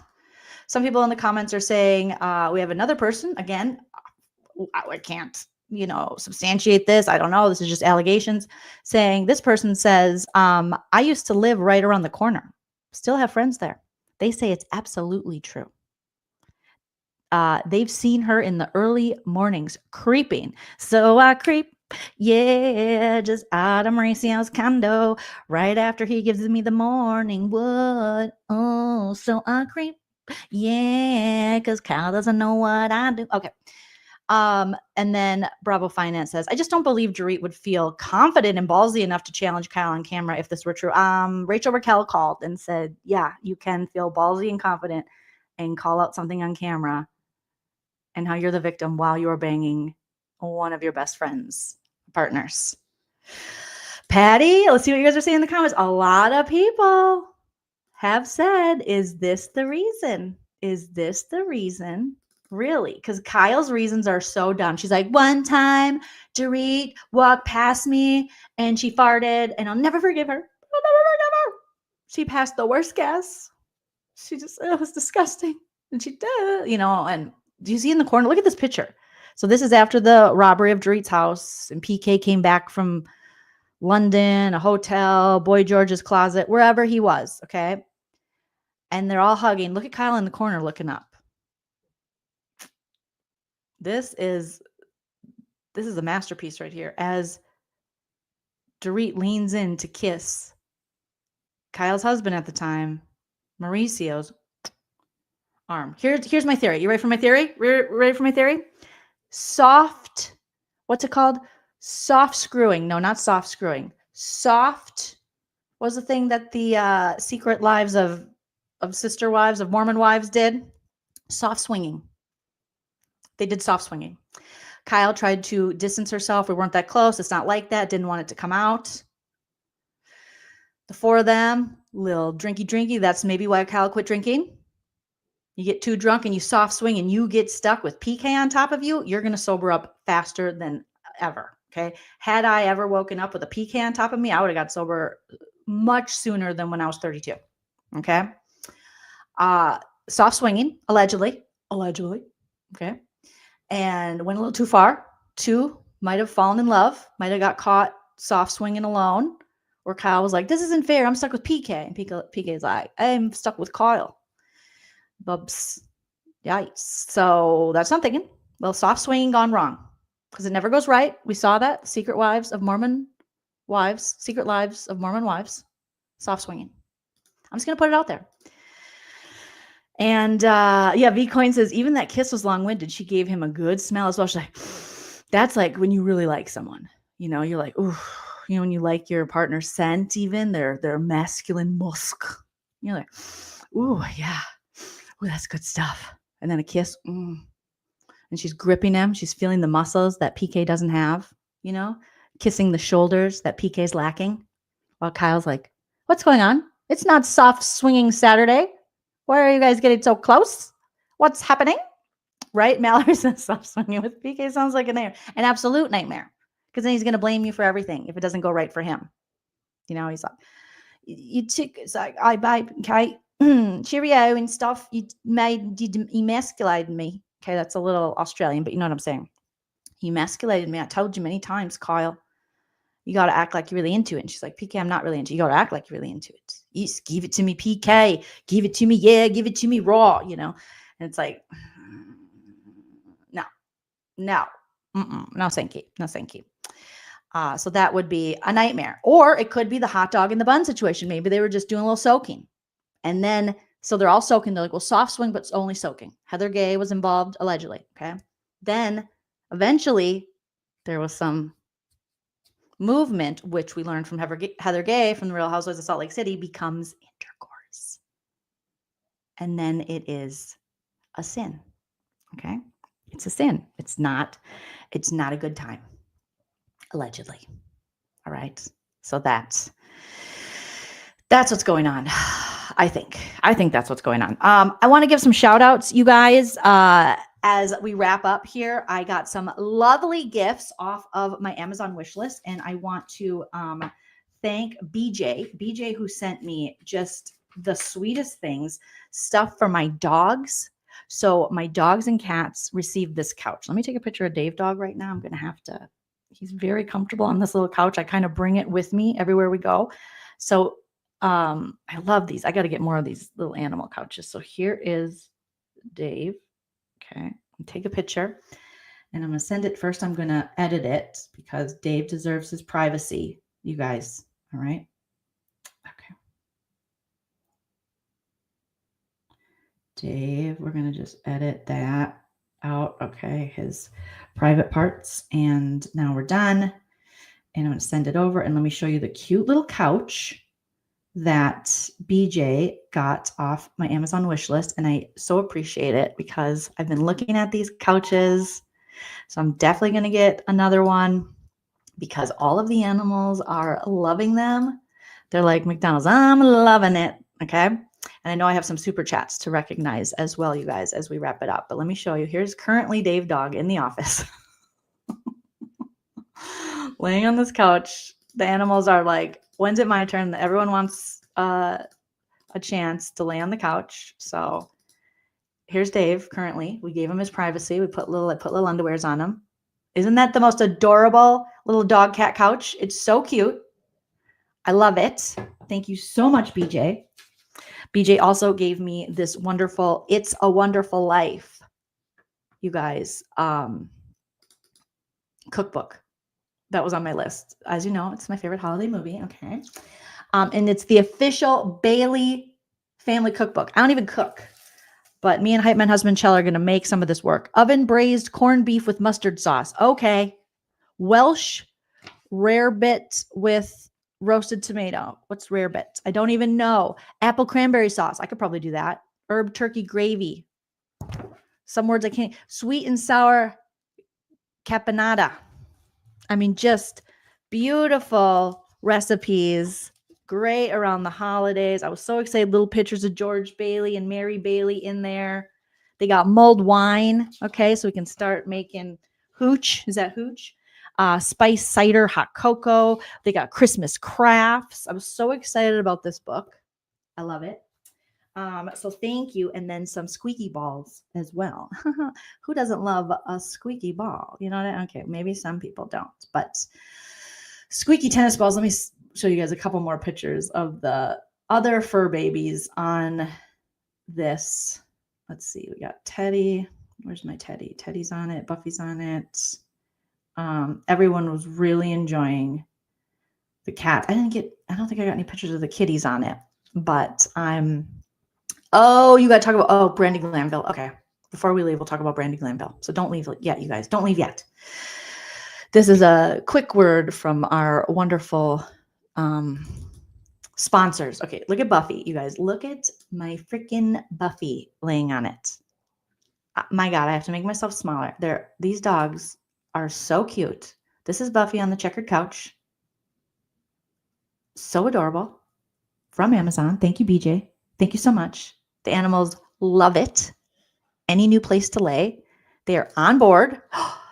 Otter, it's you, Otter. Oh my God, Otter, thank you so much. Thank you so much. I've never heard you refer to yourself as BJ. I've heard you refer to yourself as someone else, but as another name that I won't say, but never BJ. But thank you, Otter. Oh my God, your gifts were so sweet and so thoughtful. Look at how happy you made my fur babies. Look at how happy they are. Okay. And then here's Teddy. Teddy now this is a smaller one because I didn't think Teddy would really be interested because we got him dog beds when we first adopted him. And he would just pee on him. He wasn't really into him. He has a settee at the end of the bed. He has a couch. It's our old couch from West Hollywood that he loves. It's his favorite thing. And that is his place. Like that is where he sleeps. And if anyone's on his couch, he's like, get them off of my couch. This is my couch. So even sweet boy Teddy was like, I'm gonna get on that too. You know, because they see him on, and it's so soft, it's so comfy. I'm obsessed. I love it. Thank you, Otter. You are a sweetie. Wipe the dang CD. All the fur babies. I'll have to get pictures of the cats. And I do have a tree vlog video coming out. So when you see my tree vlog come out probably later today, I added Hype My Husband Shell because I know like holiday, decorating. I really love holiday decorating. A lot of us do, but some of the videos, they can be really boring unless it's like, that's that person's forte. You know, that's what their channel is based on. But sometimes they can be boring. So I provide a little bit of commentary and description around the decorating of my tree. And then I let Hype My Husband Shell take over. And he doesn't know what he's talking about. So it's very interesting. I said, you just go off, sir. Describe what you see. And so it'll be more of a comedic one. So that'll come out on a pre-recorded video, you guys. And hopefully it'll come out later today because the problem, it takes so long because I keep changing my damn tree and I still have 2 more trees to put up in my house. And I usually never, those of you who follow me and have followed me for a while, you know, I never take this long to get my trees up, but it's just, I don't know what it is about this particular holiday season, but I feel behind. Anybody else feel behind? But Otter, thank you so much. The gifts were so thoughtful and I appreciate that. You would even think to send me anything. I mean that, and to just, I love putting stuff for my baby doogs on my list. So thank you for thinking of the doogies. They appreciate it. And the kitties too. Okay. So now, June Baby Creative Design, shout out to Graphics, sent me a package here and I was going to do an opening and then I was like, I'll do it next and I'll do it next. I didn't want to, and I've been dying to open this because I wanted to open it live with you guys so you could see.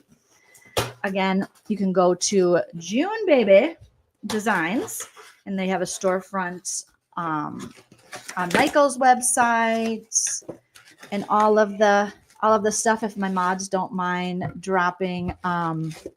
Oh, Steven says, do you mind dropping a link to it? Yeah, it's in the description of every video of mine. However, it's at the bottom, I think, of the description. So let me see if I can find it here for you guys. I have to update it too because you guys have been so generous that I'm trying to keep up with removing items.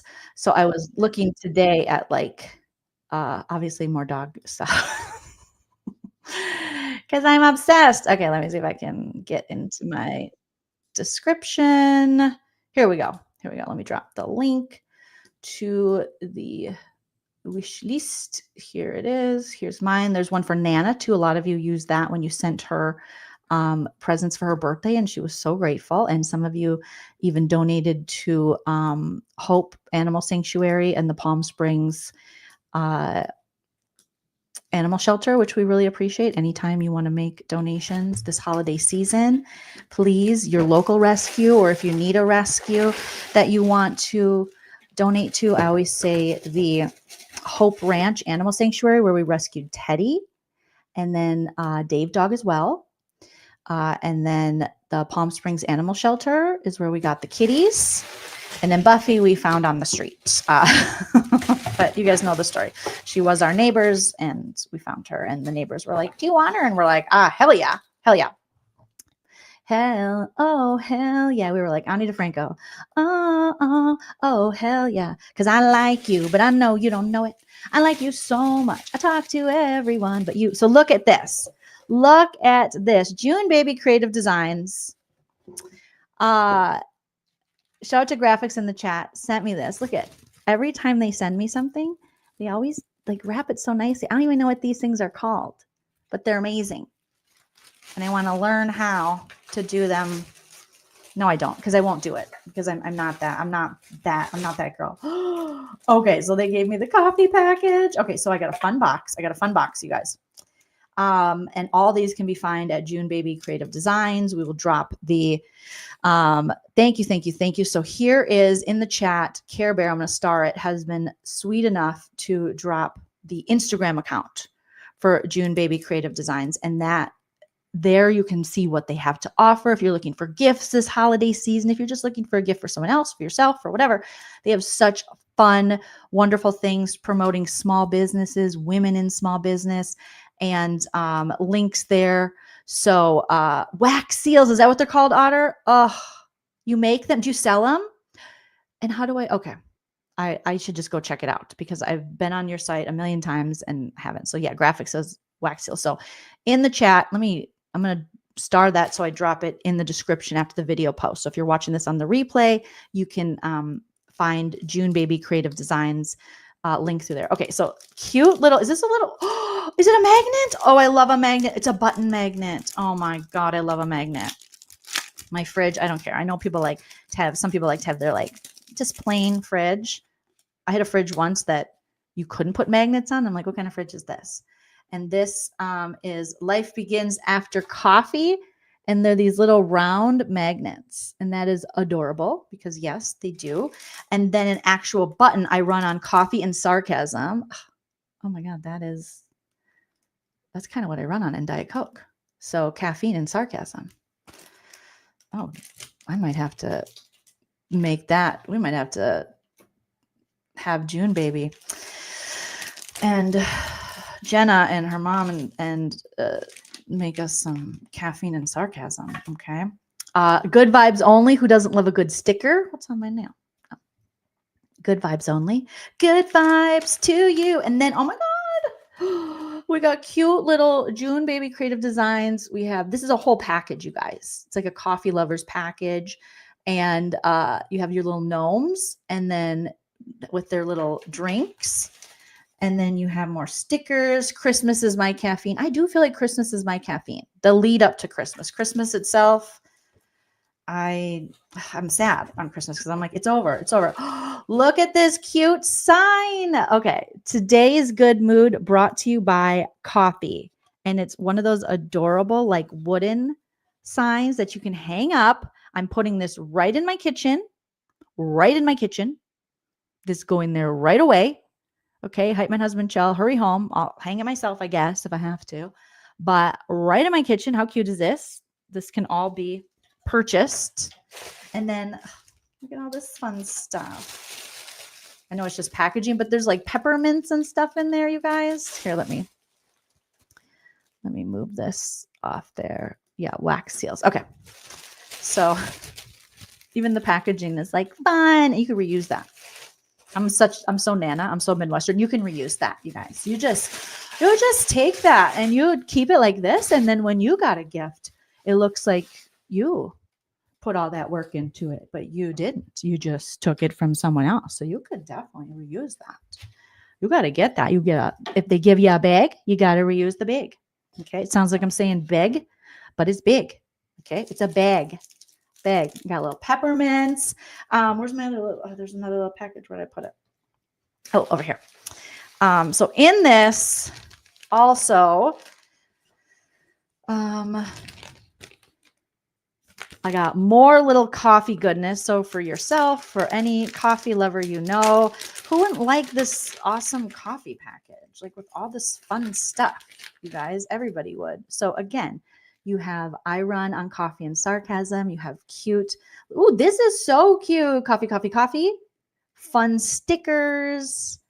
Little Nomi with his little pumpkin spice latte coffee.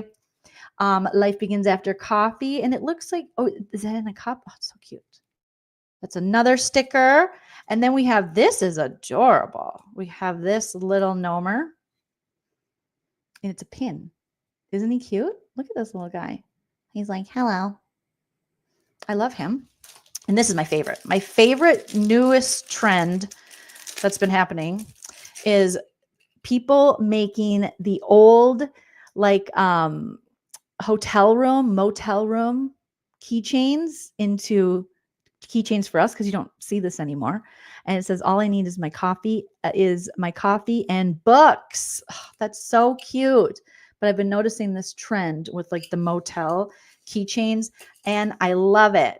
Thank you, graphics. Oh, you're so sweet. Jolene, thank you for your continued support and letting us send you stuff to try out. It means a lot to us. These bundles we are offering on our Marketplace by Michael's shop. So you can go to the June Baby Creative Designs Marketplace by Michael's shop. So if you're a shopper of Michael's, you know that they have these shops for smaller businesses, and just easier to set up. You are okay. So I think we have a 20% off a bundle. The code is 20. Is it? I think the code is 20FF bun. Is that what it is? Graphics, feel free to put it in the chat. I don't know if I'm reading it correctly. They also do custom orders. So thank you, Jenna. Thank you, Gloria. June Baby Creative Designs. And if there is the promo code's done now. I took too long.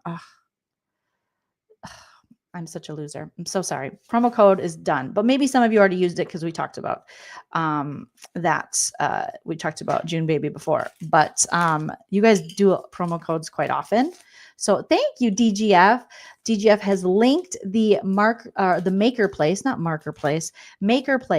storefront for June Baby Creative Designs. And I'm going to star that. I'll make sure that is in the description of the video after it posts as well. So that you guys can go there and buy yourself something, get some presents, because we're still shopping, right? Graphic says, but they will be on sale this week when Michael's sponsored sale, but they will be on sale this week when Michael's sponsored sale is this week. Okay, so they will be going on sale. Okay, thank you. And we were, I know, I'm like, once I get to almost 2 hours of talking, sometimes I'm not pronouncing things correctly. My brain is like, what's happening? But this is my favorite. It's so freaking cute. This is so cute. You guys killed it with this. It's just adorable. It's all the things I like. I love the font. I love the little pizzazzes on it. I love the colors. I love everything. It's going right in my kitchen. I'll post a picture. And second favorite thing, the keychains. I just think you cannot make enough of these keychains. They're so freaking fun. And obviously the stickers and the pins and all that stuff. You guys are so talented. And that's why we need to be supporting small businesses and women in business, because they're just the best. They're just the best. Okay. One more thing. I have to do this for Steven because Steven always comes through for me. Speaking of which, Steven, I am not going to be able to get to a members today, only because I have a writing deadline that I have to make. So I'm supposed to be writing this afternoon.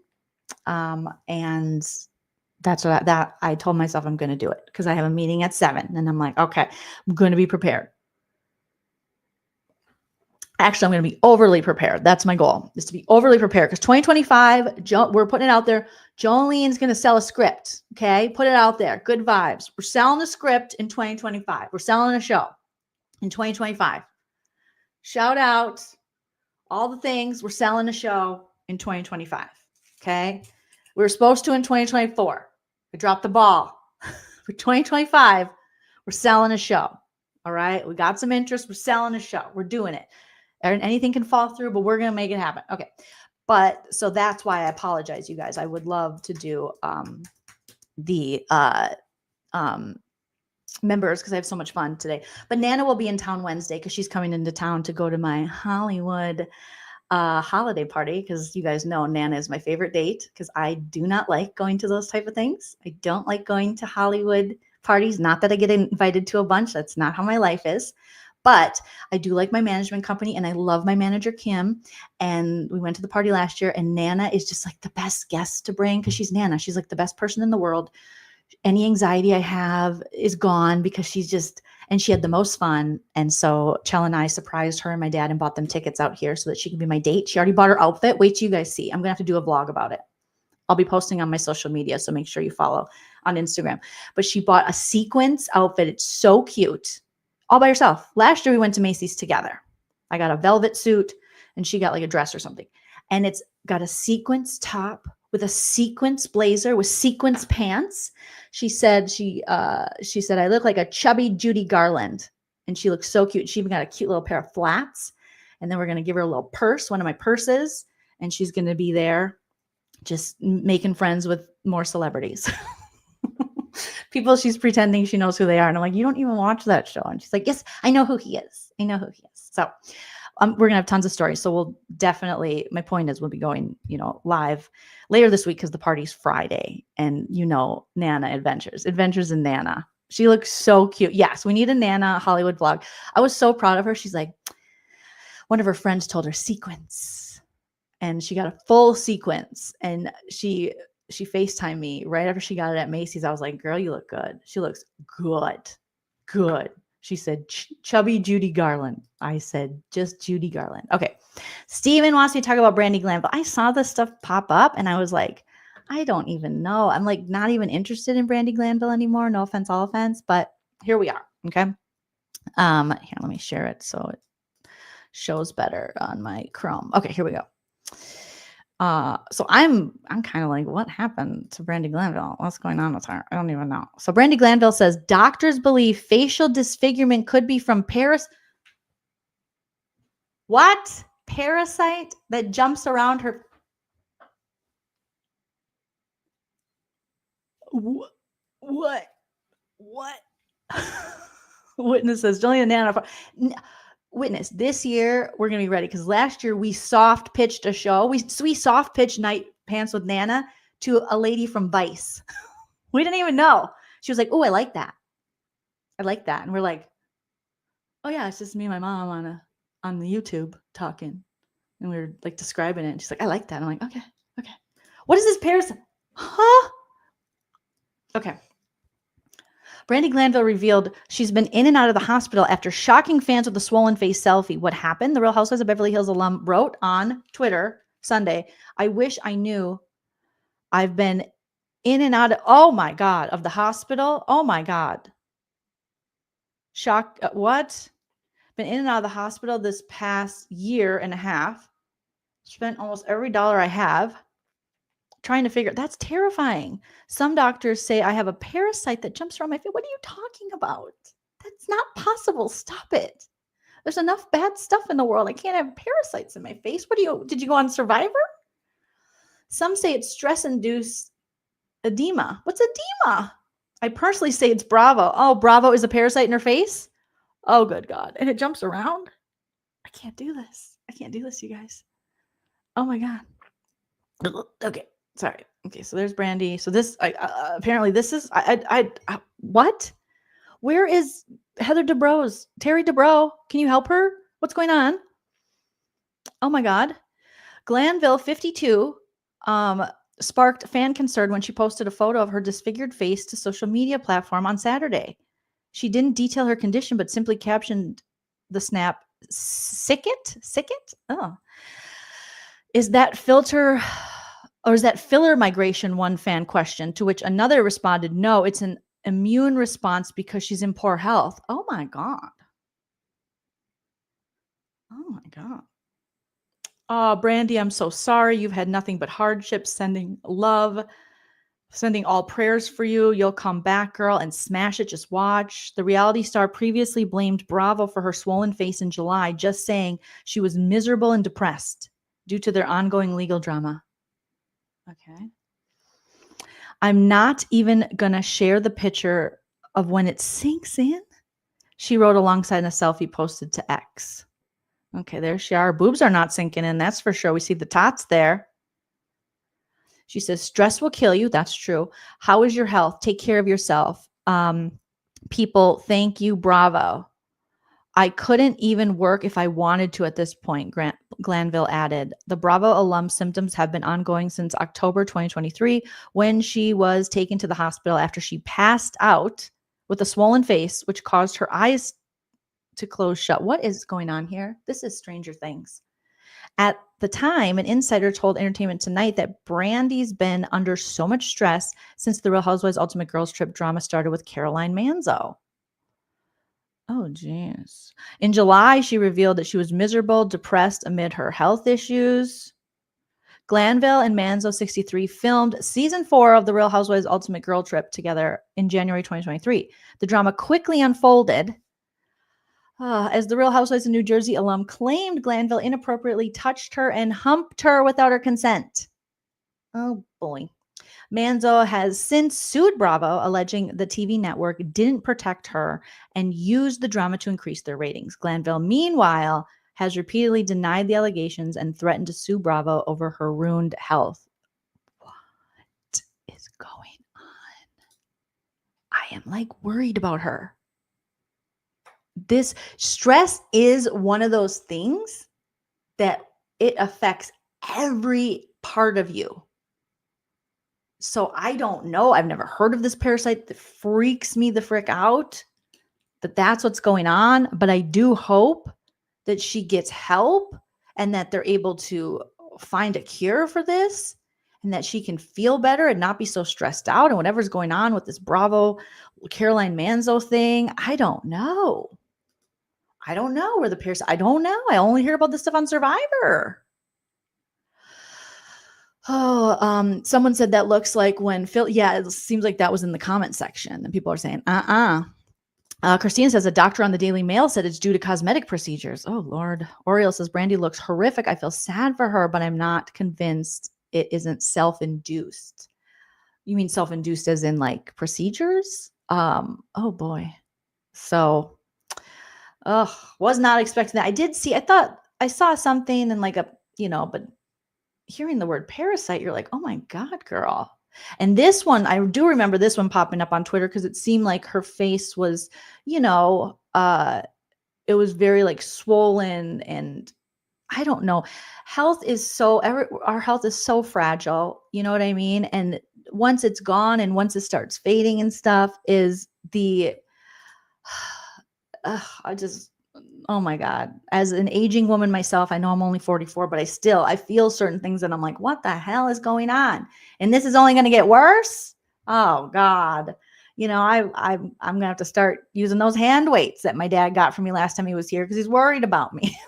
And he's sending me workouts from Facebook, things you should be able to do in old age. Pick yourself up off the ground. I'm like, wow, Papa is really thinking I am in trouble.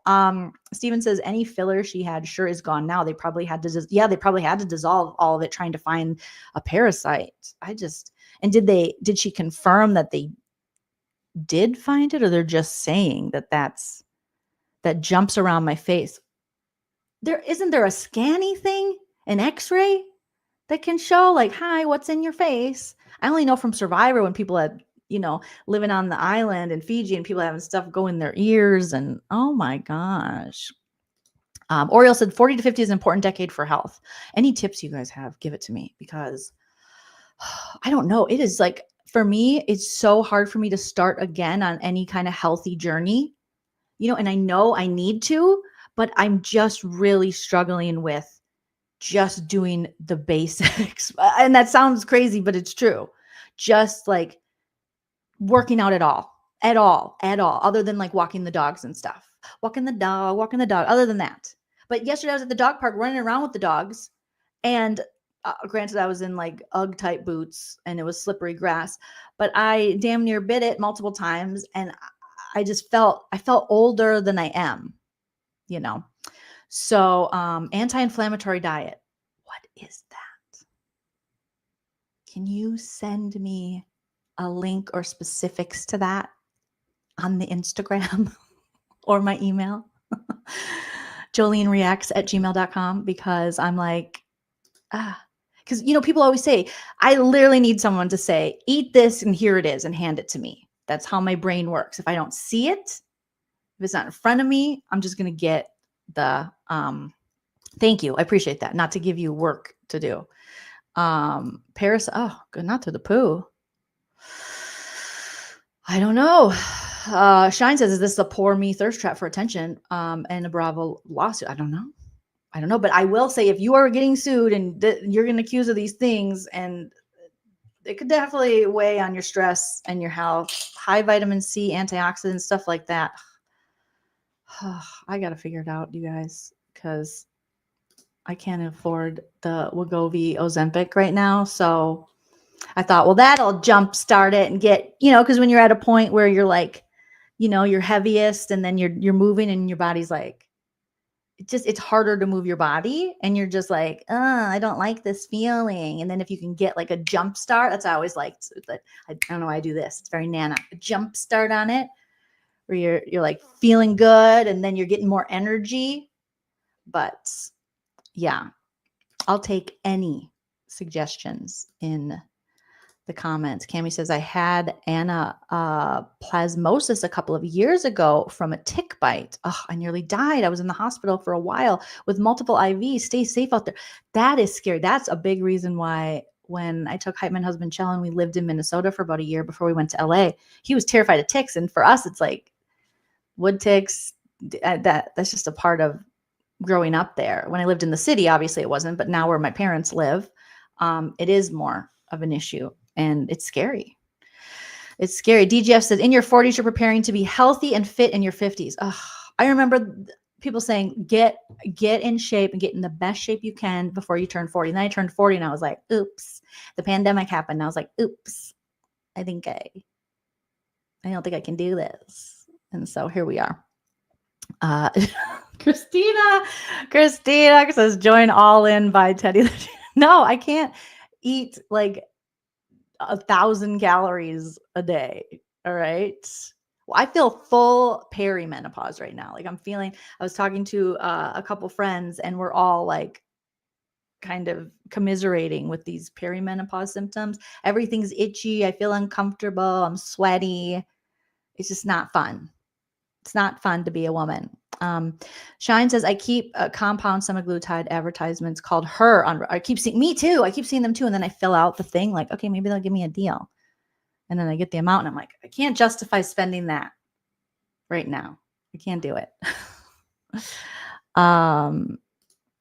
You can on Wegovy. Yes, women's health needs more research because there's so much we still don't. I saw something where they were talking about we know more about cows' hormones than women's hormones. Okay, so let's get it together. Science. All right. We're at almost 2 hours. You guys are amazing, beautiful pumpkin spice babies, and obviously sugar plum babies. And let me see what super chats I have. David Cushmore, thank you for coming in with the super chat. The Vikings have a Monday night game against the Bears next week. We could win out. We play against Seattle next Sunday. Final home game against Green Bay. Last game against Detroit. The Vikings, okay, in my little Minnesota newly football fan accent. The Vikings were really good yesterday against the Atlanta Falcons.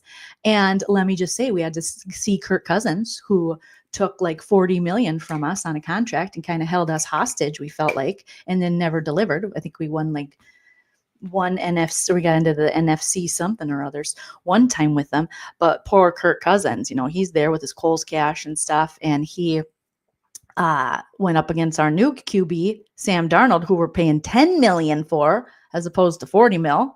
And Sam killed it. Okay. I think we got 6 touchdowns total, and he threw for 5 of those. That's what the peoples are saying. It was a really good game. Okay. I always tell my husband, I go, I hate cheering against cities I like Atlanta, or when we have to cheer against the Arizona Cardinals, because I like both those places. I've lived in Arizona, and the Cardinals went to a Super Bowl while I was in Arizona. So I'll forever be grateful. A little Minnesota girl doesn't know what it's like to go to a Super Bowl. And then as far as Atlanta, I just love the city so much that I just felt guilty. I have a lot of friends there. Shout out to Powell. But what a game. Sam Darnold killed it. Justin Jefferson, obviously, the gritty and all the things. And a couple of the others, just real good stuff there, guys. So we're killing it. And we're looking real good. The Vikings are looking good. We're going all the way to the Super Bowl. All right. And that's that about that. So thank you so much. And I look forward to them playing the Bears. I look forward to all of the games coming up. But the game wasn't even over yet. And stats were popping up for Justin Jefferson, I think for Sam Darnold, and their standings like in the league overall. And it was a home game. People were cheering. And there was still time left, but we're already ahead 41 to 20 something. So it was over. My new understanding of foosball. There you go. The Minnesota Vikings Minute with Minnesota Joleen.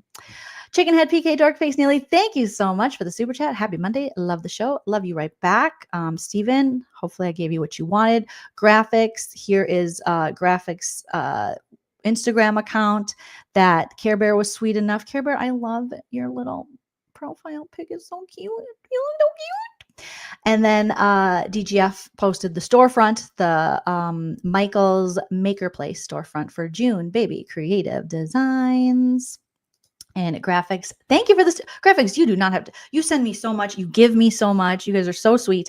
It says, thank you again for the support. My friend has a shop too if you like upcycled products. I do like upcycled. Is it like upcycled jewelry? I find myself wandering into the upcycled jewelry area. Rock and Poly. All right. So go check out June Baby Creative Designs and Rock and Poly and give our small businesses all the love. Eddie says, go Steelers. Okay. I don't know. Did we play this? I don't even know what's going on. I don't know what's going on with the Steelers, but yeah, I love ATL. I seriously considered moving to Atlanta because I loved it so much and I love the people so much and I made so many friends there. And then obviously we didn't. And I was like, oh, it's really like humid there. And not saying I never will. Twisted Life says us Kansas City people didn't know how it felt to go to a Super Bowl. And now everyone is mad because that's what I was telling my husband Charles, like, so, because I'm, new to the football game. So I'm like, okay, or understanding it, I should say. I'm like, so we could play against the Kansas City Chiefs if we went to the Super Bowl. And he was like, yeah. And I was like, oh my God, I'd have to cheer against Taylor Swift. It's going to be very difficult. Trade of seal. And then I was like, oh, but we would have to, you got to get there first. I'm a million miles ahead on this one. But then we'd have to beat the Detroit Lions. And I don't know.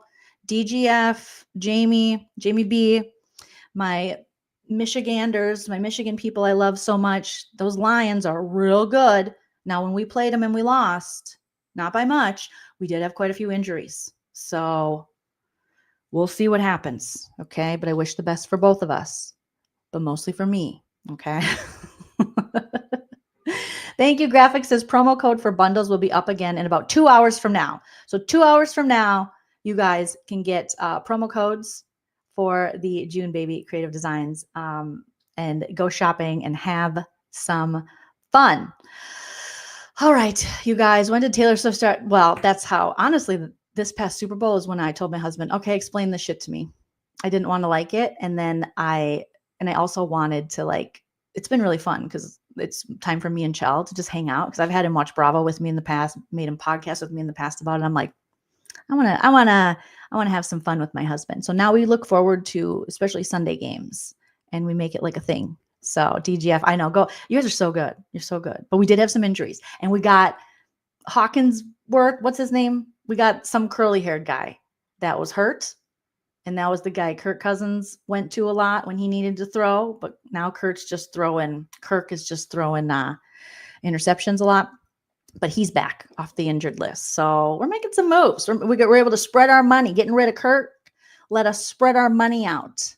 Okay, so we can get a well-rounded team, not just a quarterback who's claiming during what my husband calls garbage time that he's got these great stats. Well, how about you win some? Okay, Kirk? Okay. There you guys go. Smash the like on your way out. Leave a comment after the video post. Follow me on Instagram at Joleen Lunzer. I would say Twitter, but I think Twitter is going to die soon. I hope it doesn't for my people who love Twitter, but I don't know. All right. Long Minnesota goodbye. Enjoy yourself. It's later than you think. See you tomorrow. Bye.